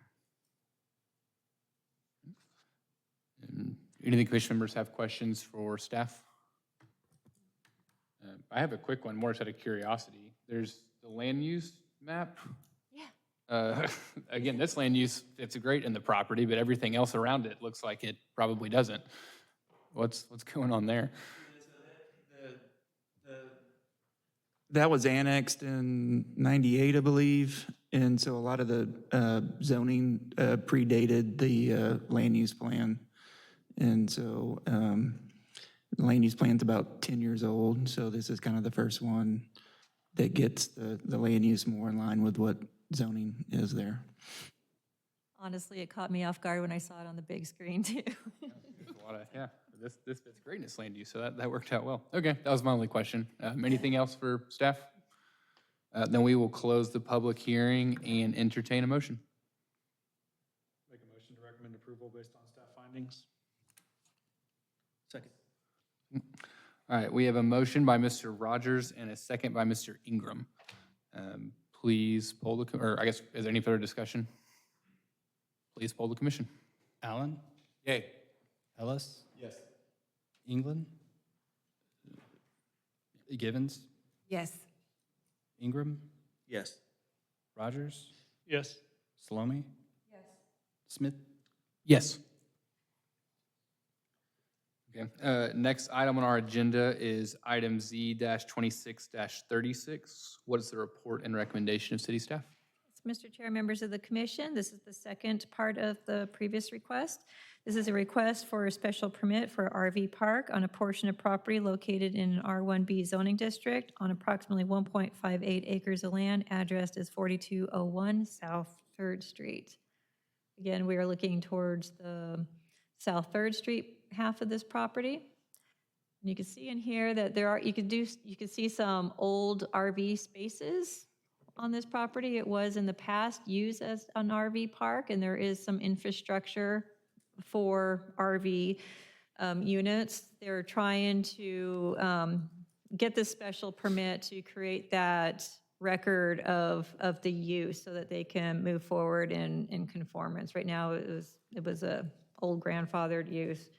So with that being said, just trying to clean it up and they can go forward with their application. So the current zoning is R1B. And again, this is the portion that we're looking at for the C2 zoning. Oh, let me go back to the other one for the This is the plan laid out here. I do want to note that in our original count, we counted 26 units, but I believe recounting, I was counting 27 units. So in our recommendation, I would recommend that as a correction in our findings. So staff does recommend approval, sorry. Jump ahead, I gotta go back. Okay, there we go. Recommends approval of the special permit subject to the standard special provisions and conditions and based on the following findings. 1, that the proposed use is consistent with the comprehensive plan. 2, that the proposed use is compatible with the appropriate and orderly development of the area in which it is located. 3, that the proposed use would not be more objectionable to neighboring properties because of traffic congestion, noise, fumes, vibration, or any other characteristics than any use permitted in the zoning district without the grant of a special exception. And 4, that available community facilities and services, including the road system providing access to the proposed use, are adequate for the proposed use. And then staff recommends provisions and conditions noted under the special provisions and conditions, RV park in R1B section of the report. And on this slide, I'm just highlighting some of those. Most of them are our standard conditions. But I did, just to note that transfer of ownership or control would not be allowed, and it does outline certain situations where it would be. The RV park shall be operated in accordance with all applicable regulations, including Chapter 15, Manufactured Housing and Recreational Vehicle Parks of the City of Waco Code of Ordinances. The permittee shall obtain all permits or licenses which are required under this ordinance of the City of Waco or other agencies of the county, state, or federal government. The property may be inspected by the Departments of Planning, Inspection Services, Fire Services, Utilities Department, and Health District, or any other responsible departments to ensure the building or premises complies with all applicable codes and special conditions. And here I did update it. The facility shall be limited to 27 RV spaces and developed in accordance with the approved plans, all requirements of the special provisions and conditions section. And that the property must be platted before issuance of a recreational vehicle park license or building permit. No HUD code manufactured homes or mobile homes as defined in section 15.1 of the Code of Waco Code of Ordinances are permitted on site. And then all vehicles, including recreational vehicles, must have current registration, inspections, and license plates. I missed this on the last one, but we did send out 15 notices for both of these requests, and we did not receive any comments. All right, thank you. Mr. Donati, you're going to speak again on this one as the applicant?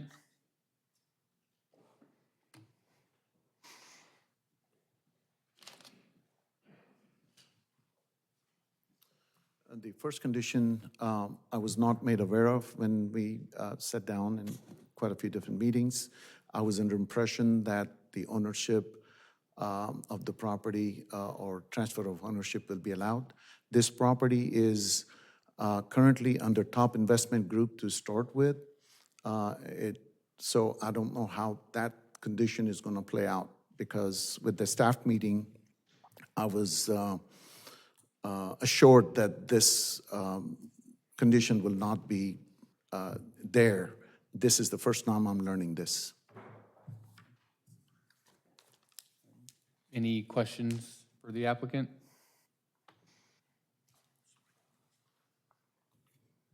All right, thank you, sir. Is there anyone else present who'd like to speak in favor of this item? Is there anyone present who would like to speak in opposition to this item? Any questions from the commission for city staff? You guys want to address the concern brought up by the speakers? Yeah, if there's a different name for ownership that Mr. Donati wants to put it in, we can definitely do that. It doesn't have to be in his name.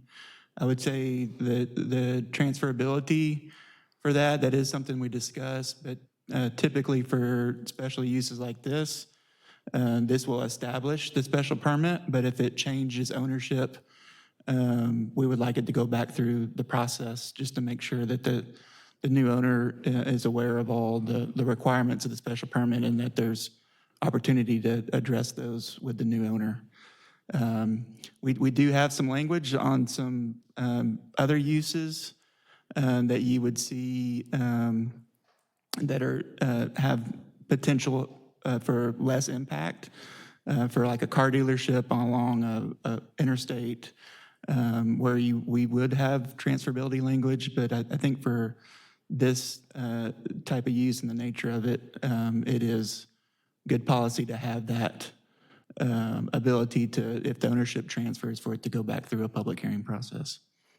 Does that standard language make exemptions for transfers for affiliates or similarly owned businesses, or would that apply to any transfer made on the property? We do have some language that does do that. We can definitely look at that if the commission would like that to be added into before council. We can do that. Does this kind of permit have an expiration date? They can. We're not recommending one. And, I don't know if that was part of the confusion. A lot of special permits will put a time period on there, so even the owner, if it doesn't change ownership, they have to come back. We felt like with this one that it didn't need that unless it changed ownership. Is there any zoning that allows RV parks by right? No.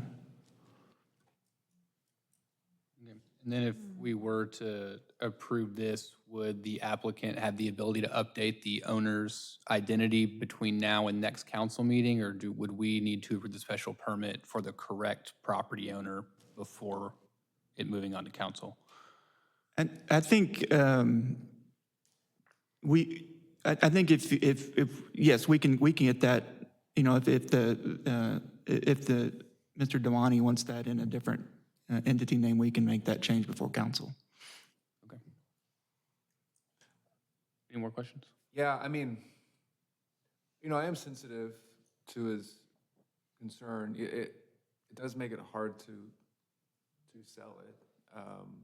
If he does sell it and it could get pulled in, is there any kind of language that you've seen that allows for approval during a contract period or something like that?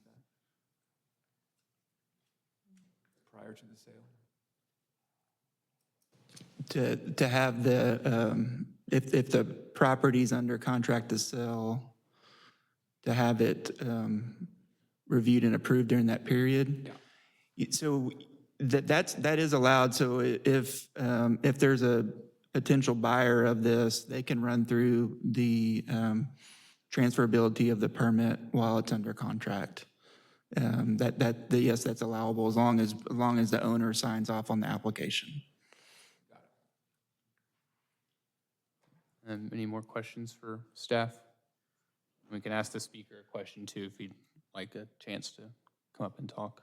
I don't have a question. I'm a little hesitant for giving a vote for approval for a permit without having them come back every couple of years, just in case the nature, just looking at the aerial view and you see the homes to the left of that on University Parks. And this wouldn't be a punishment to the applicant, but if the nature of all that land that's surrounding it turns into, say, subdivisions and homes, I'm not sure if they would, the homeowners may not want an RV park right outside of their planned unit developments. So I feel like I would probably lean more to approval if we had language in there where I required them to come back for another special permit with in a couple of years or something like that, just to assess to see how it actually works out for them. I think that would make sense if it was special use, but That's true. he's really investing dollars in this, and for it to get pulled even after 5 years could really. Yeah, that's true. That's another thing I was thinking. I was like, I don't want to punish him. It would be For that. existing, so I think that anyone coming in to move into that area would clearly see that there was an established RV park And then, there, kind of. Yeah, I would say one of the reasons why we're supportive of this is they are investing quite a bit in upgrading it okay. from its existing condition. I think if they were trying to get the special permit in its existing condition and adding 27 RVs, we would have a different recommendation, but they are putting some significant improvements into it and upgrades to the property to address those concerns. Thank you. Mr. Denani, do you have any response to the discussion that we've been having? I just have a few comments, if I may. No, please. I'd love to hear them.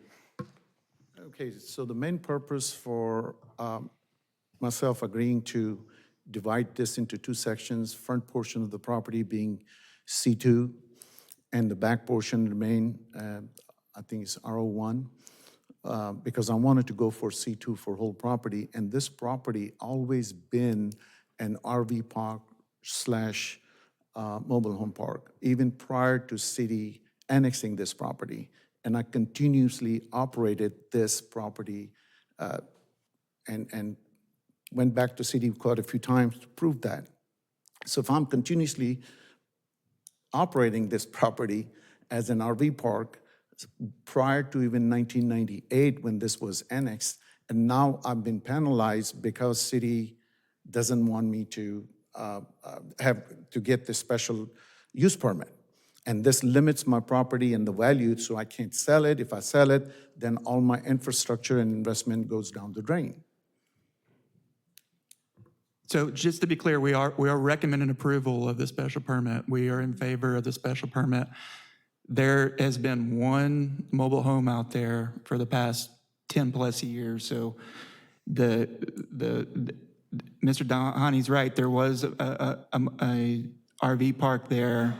There's been one there, but it's not 27. It has not been 27 spaces ever, and it's been one or two for the past decade plus. So the legal nonconforming status had run out on that, and so that's why he needed the special permit. We are supportive of it, but we do think there needs to be a check-in point when ownership changes, and that's the only condition we are supportive of the request. That sounds good to me. Thank you for explaining even more. Any other questions for our speaker? All right, thank you, sir. Thank you. Any more questions for staff before we close the public hearing? All right, then the public hearing is now closed and we will entertain a motion. I move that we recommend approval to the special permit based on staff's findings and conditions. All right, we have a motion by Mr. Allen, and we have a second by Mr. Ellis. Any further discussion? Please poll the commission. Allen? Yay. Ellis? Yes. England? Yes. Givens? Yes. Ingram? Yes. Rogers? Yes. Salome? Yes. Smith? Yes. Okay, next item on our agenda is item Z-26-37. What is the report and recommendation of city staff? Mr. Chair, members of the commission, this is a request filed by Philip and Stephen Sanchez to rezone from R1B Single Family Residence District to O3 Office Limited Commercial District on approximately 0.64 acres of land addressed as 501 through 511 Herring Avenue. Property is located in the Cameron Park Neighborhood Association in Council District 1. It is these three lots shown here on the corner of Herring and Lindsay Hollow Drive. There is an existing house at the corner. Looking down the street, Herring, offices. So here is the existing land use plan. It is currently urban residential. And then on the opposite side of Herring, you do have medium-density residential office flex. No changes necessary for the land use plan. And then this is the existing zoning. It's kind of a hodgepodge of different zoning in this area. We do have an existing O1 zoning, just one lot over from the proposal, and we have some R3E, also R1 across the street, RC3 zoning at the corner of 5th and Herring. So if approved, this would be O3, and also to note there is a pretty large pocket of O3 zoning down North 5th Street as well. Staff did send out on this one 25 notices, and we did not receive any returned. Planning Services does recommend approval of the request to change the zoning from R1B to O3 based on the following findings. 1, the proposed zoning is in keeping with the land use component of the comprehensive plan. 2, the public infrastructure will be adequate to provide for the uses allowed in the O3 zoning district. Property meets all area and width requirements for the O3 zoning district. O3 is an established zoning district in the general area of the subject property, and the property fronts Herring Avenue, which is classified as an arterial, thereby satisfying the comprehensive plan criterion that O3 zoning be located on a collector or higher classified roadway. All right, thank you. Is the applicant or their representative here to speak on this item? Oh, thank you. Just name and address for the record, please. Hi, my name is Steven Sanchez. I live at 2227 Lindsay Hollow Road, Waco, Texas, 76708. And I'm here on behalf of my brother Phil Sanchez.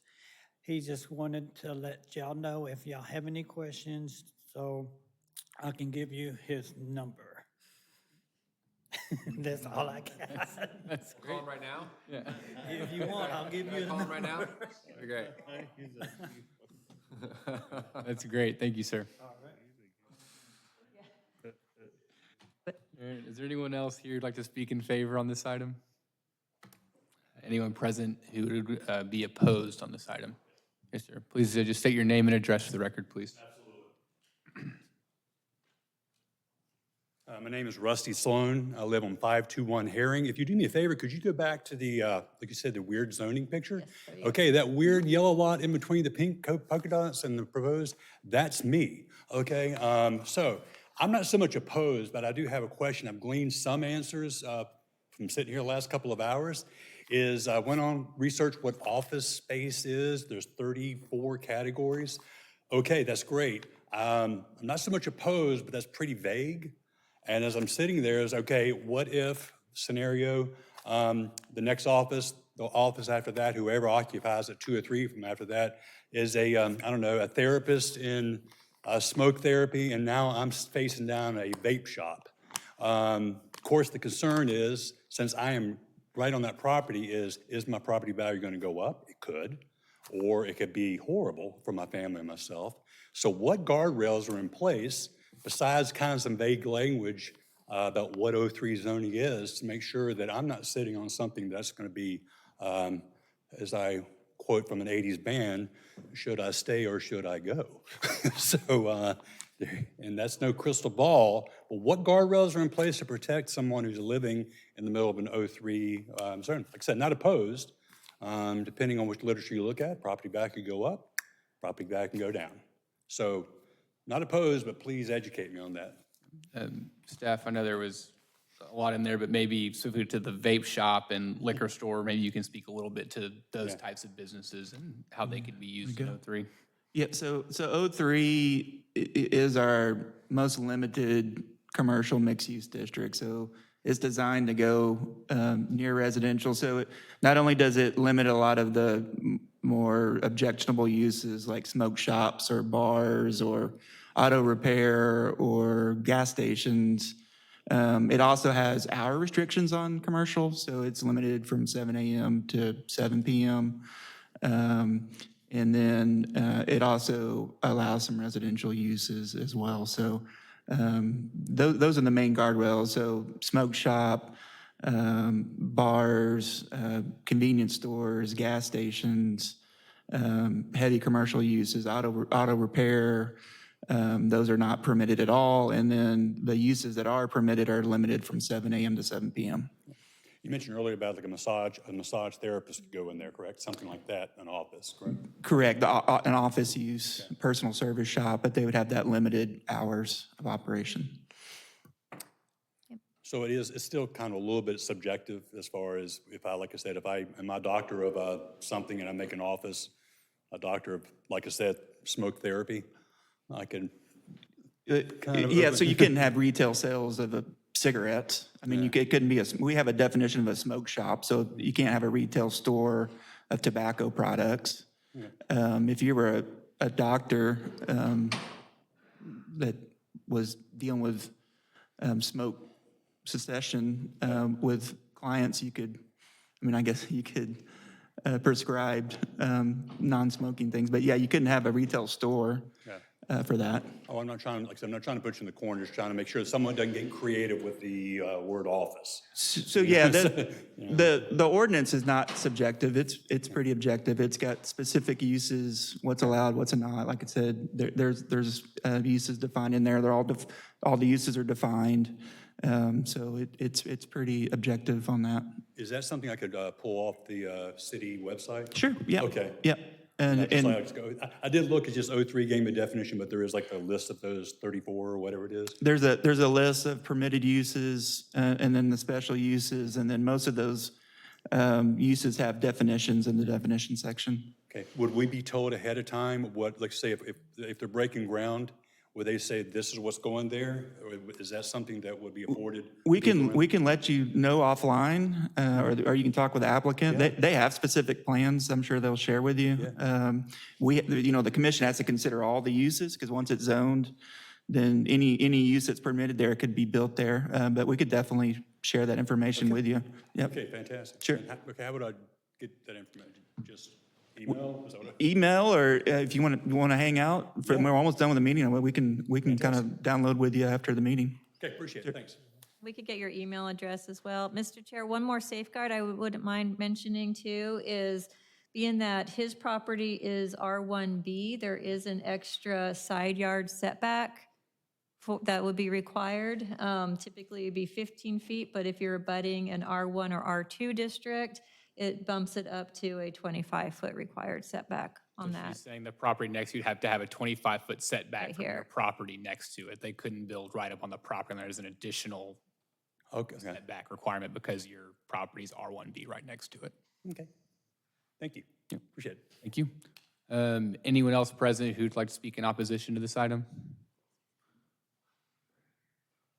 Any questions for staff? Any feedback from the Cameron Park Neighborhood Association? No, sir. And is this in the Brazos Overlay District?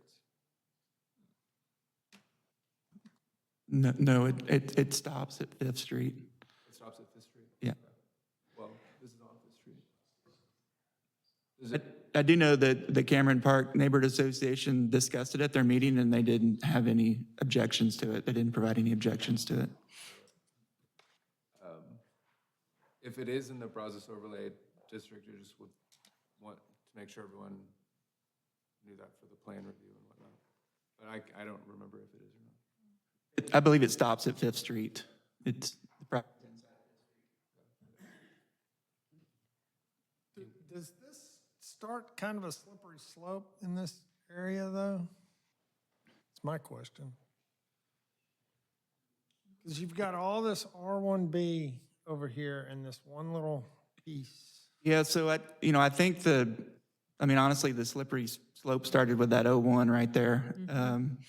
That was something that was approved by council about 3 years ago. That kind of set the precedent for some mixed zoning along that block right there. Again, trying to get it compatible with the residential.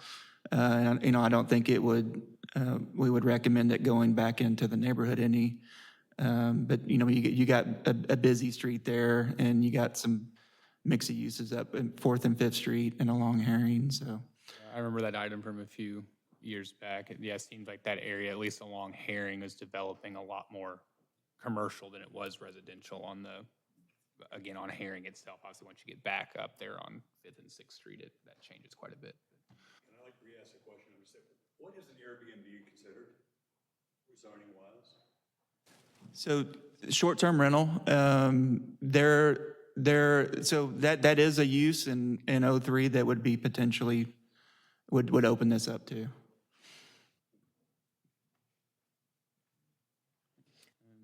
Any more questions? I have one. So thinking of all the future uses that this zone could be, not just for the applicant, and outside of the setback, could there be, I guess that'll probably be a discussion with the applicant and the neighbors, see if they can get some type of a buffer or barrier, because just looking at what's permitted there, it could be, as you already mentioned, adult daycare facilities or childcare facility, and his house is right next to that. So that's still, even though there's a limited time frame, but there's still an additional noise component that he would experience or whomever's in his home. I guess what I'm asking is there, can we require them to also have a buffer wall or sound wall? I'm sorry, didn't mean to interrupt. No, I was gonna say like maybe a buffer or sound wall for that property and the other opposite side for the other R1B, because it looks like there's a home right behind the lots that they're gonna either construct on. Unfortunately, by a zoning case alone, we cannot conditionally approve zone changes. So we cannot place conditions on zone change requests. Now, they can definitely work something out in between themselves as parties, but we cannot conditionally approve a zone change request. Thank you. That- Any further discussion or questions for staff? All right, then we will close the public hearing and entertain a motion.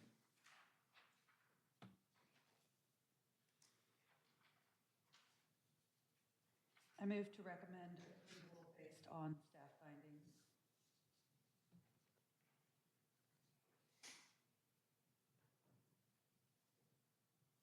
Second. All right, I have a motion by Ms. Salome and a second by Mr. Allen. Any further discussion? Please poll the commission. Allen? Yay. Ellis? Yes. England? No. Givens? No. Ingram? Yes. Rogers? Yes. Salome? Yes. Smith? Yes.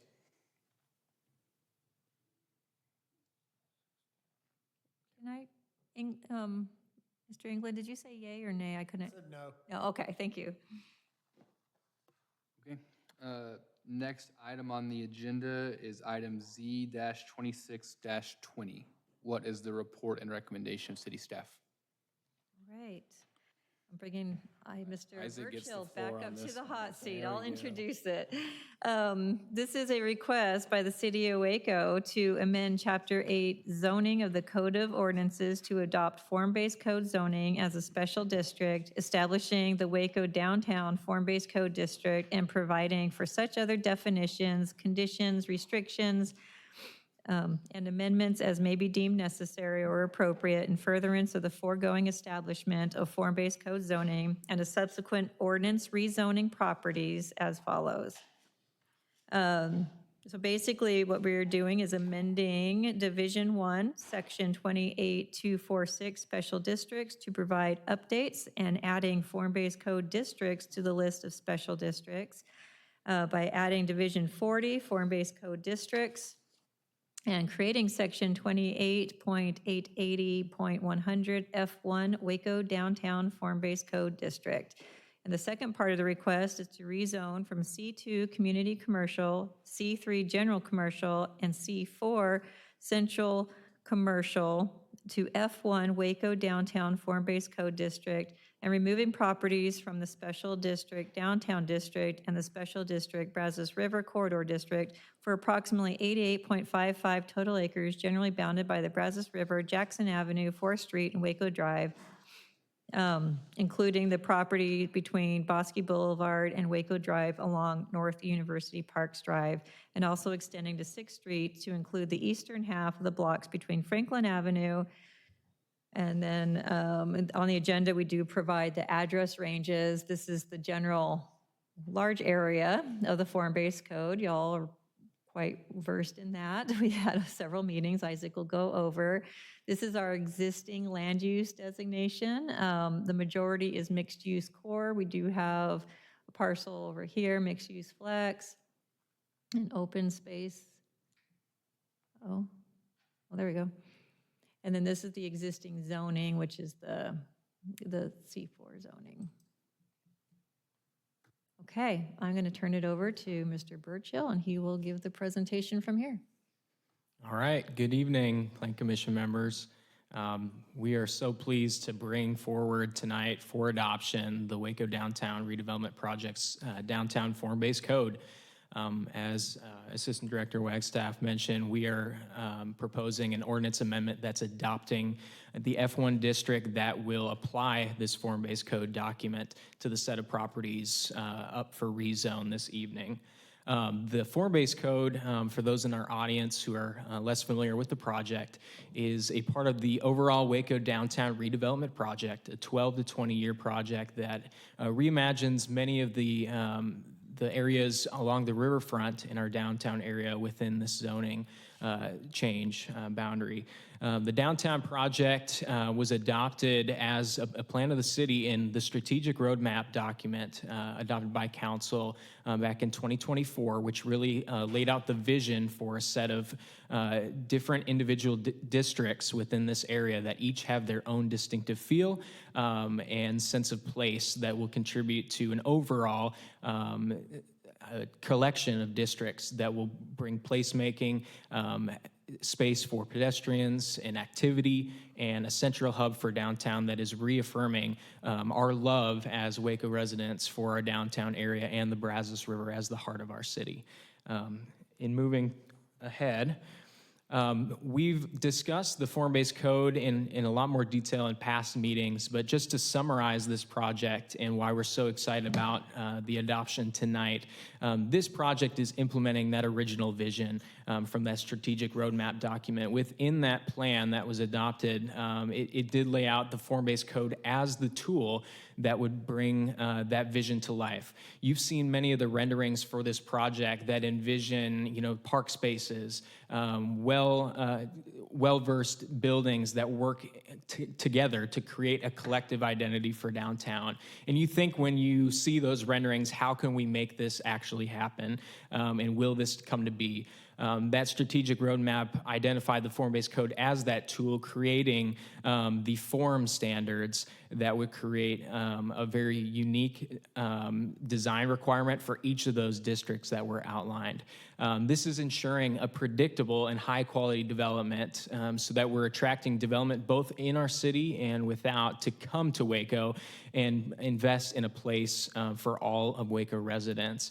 This is guiding physical form beyond the existing code capabilities. As our form-based code consultant, Matt Goebel, has discussed, our zoning code today in Chapter 28 really defines and governs zoning based on the use. And while we do still have use requirements within this form-based code, we're expanding that to now have additional requirements that govern the physical form of the buildings and how it interacts with the public space, so that when you, in 20 years or 12 to 20 years from now, are walking through this area, you can feel the requirements, you can feel the vision for the project. In response to that increased design standards, we're providing that flexibility in use that can support the activity that we are expecting for this area, so that we can bring in ideas for use for residential character, but also mixed use character to allow for businesses and especially small businesses in Waco to thrive. And in the last point, we did want to make sure this was a user-friendly code so that when we have attracted investment in this area, it's easy and consistent so that our development community feels confident moving forward with the plans in alignment with that original vision and the strategic roadmap. Here's just a brief look again at that project timeline, and this has been a 2-year project at this point. We spent a lot of time moving forward, so it's really great to finally bring this to adoption. This started, like I had mentioned, in summer of 2024 with the adoption of that roadmap, and we began the background research that informed this project based on the existing zoning code, the surroundings within the downtown area already, and that led to an assessment report that spring 2025 which established the goals and the scope of work for this project. That led into the code drafting period, which occurred between spring and winter 2025, and that we prepared 3 installments. So we did the code in phases that were prepared and provided to the public at staggered instances to provide the public time for feedback, and that led to a consolidated draft that we've had for this entire year of 2026. And I'll mention some of the work we've done with that consolidated draft, but we really have been reviewing and refining this code for this total year to make sure the product that's being delivered matches that roadmap and also matches the needs and the wants of Waco residents. Tonight, we are bringing this forward as final adoption, and so we'll go into that in a second. Our engagement and public participation with this event is unprecedented. The planning department, along with city manager's office, our master developer, Hunt Development Group, and our form-based code consultant, Matt Goebel and his team have really tried to provide a large amount of points to interact with our team throughout this process, provided on the slide here. And so that includes a city council public meeting to kind of kick off the project, 3 neighborhood association meetings that identified some of the neighborhoods that were really large stakeholders in this project. There was an advisory committee that was set up to be the main voice for this project in keeping in track with those installments as they were given to the public and provide feedback based on the groups that they represented. Plan Commission, this group has seen this project at stages before as those installments have come out. The open house events were another opportunity to interact with the project as a whole for the next 12 to 20 years, but also the form-based code as it continued. We did have an open house this past August 19th as a last time to interact with our staff with any concerns. This flyer that you see above was provided in all the notices that we sent out for the zoning request. So that includes the entire property being rezoned and that 200-foot buffer notice area around. And that open house was really geared towards those who had property stake in this project to be able to bring any remaining items to staff. We did have a subcommittee through the Plan Commission that was our boots on the ground for this project. They provided the main feedback that was incorporated, and we met 9 times to discuss the project and go through the code in its entirety, from front page to last page. And then there were 12 focus meetings with property owners within the boundary, and so there are some private ownership that's represented in the area being zoned tonight. We sent emails and calls to each of those private owners, and about half of them took up our opportunity to meet one-on-one to engage with the form-based code project. And then finally, in line with our other zoning requests, 94 notices were mailed as part of our public hearing and noticing for this meeting tonight. All that together, more than 300 direct participants have interacted with this project in that 2-year timeline, and we expect more have interacted through our website as well that are not subscribed to the notice that we send out through that online newsletter. I just wanted to highlight the efforts of this commission and especially our subcommittee. We had 5 committed members that met with staff over those 9 times. You can see them here.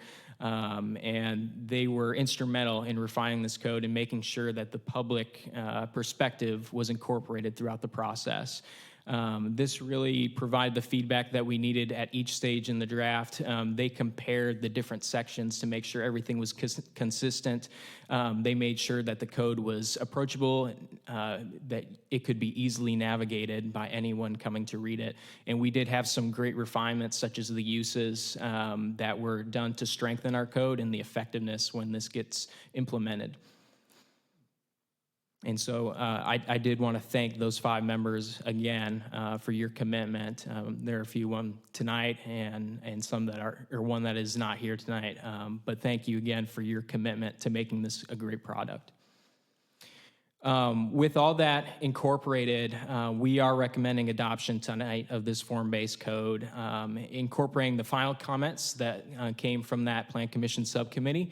And in this last month, we did identify one last modification to reduce a building height from 200 feet to 120 feet maximum height within the Waco Square sub-area Zone 2. That is to help align with the original intent of a lower building type within really the Heritage Square area out on this side of Convention Center and the block where the Chamber of Commerce building exists currently. We are confident with this minor change and with all the feedback incorporated into this final version that this adoption draft is ready for you guys to consider tonight. With that, we are recommending approval with modification as presented to request to amend Chapter 28 zoning of the Code of Ordinances to adopt form-based code zoning as a special district, establishing the Waco Downtown Form-Based Code District and providing for such other definitions, conditions, restrictions, and amendments as may be deemed necessary or appropriate in furtherance of the foregoing establishment of form-based code zoning, and a subsequent ordinance rezoning properties based on the following findings: that the adoption of the form-based code aligns with Waco's adopted strategic roadmap, helping our downtown grow responsibly and sustainably. The form-based code establishes a clear place-based framework to guide development, reinvestment, and design within downtown Waco. It translates the city's policy direction into enforceable standards that shape building form, street character, and the relationship between private development and the public realm. The form-based code establishes clear guidelines to ensure all development contributes to a cohesive and appealing look for the city center, a pedestrian-friendly downtown environment, and open areas that foster community engagement and enhance quality of living for Waco residents. And through downtown-specific development standards, the form-based code will further the shared vision to develop walkable spaces, parks, and plazas, enrich the downtown with mixed uses, art and culture, offer residents increased recreational options, improve health and wellness through pedestrian-friendly environments, and create that sense of place and community around the Brazos Riverfront that we envision. With that, I turn it over to you, and I appreciate all the work that's been done through this commission to get this project underway. Thank you. All right, thank you, Mr. Burchell. Is the speaker, or is the applicant or the representative here to speak on this item? Is there anyone else present who would like to speak in favor of this item? Is there anyone present who would like to speak in opposition to this item? Do we have any questions for city staff? I do have a question. I do own property within the notice zone. Do I need to do anything for that? Yeah, you'll need to fill out the substantial affidavit form and then not participate in the discussion or vote. I can't participate? Okay. Any other questions?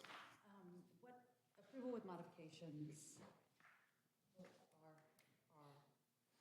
The 120 foot to the 200 foot to the 120.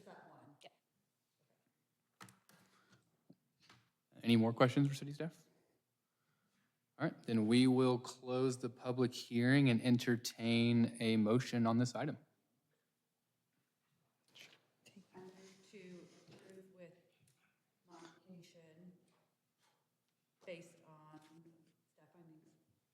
Second. All right, we have a motion by Ms. Salome and a second by Mr. Ingram. Any further discussion? I'm going to add one thing before we vote. I want to express our appreciation to city staff for all of your work on this, especially Mr. Burchell, who kind of spearheaded a lot of the presentation to our subcommittee. A lot of our members are here, Ms. Salome, Ms. Givens, myself, Mr. Ellis, and then Nathan Embry, who's not here. But again, before we vote, just wanted to say, one, how proud we are of all the work that was put in. This truly was so much heavy lifting on y'all's end. As much as we feel like we met, we know that you guys put in so much more effort on this with Matt and his team. So just wanted to express before we vote how impressed I am with the work that you guys have done, and how excited I am to see how this form-based code is implemented moving forward. So with that said, please, whoever else wants to say something, please do. It was a lot of work by a lot of people, so thank you all. Especially Thank you so Isaac. much. All right, so with that, we have a motion for approval with modifications and a second. So please poll the commission. Ellis, Yes. England, Yes. Givens, Yes. Ingram, Yes. Smith. Emphatic yes. Wait, where do you, that's only 5. Keep going. There's more. Now I'm going to vote no.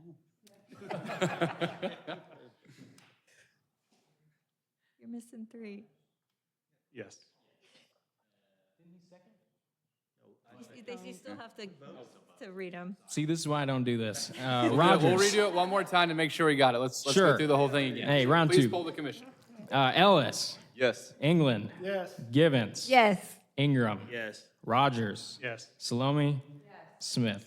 Yes. All right. And that is the end of our agenda for tonight. So we will adjourn this meeting at, what time is it? 8:27.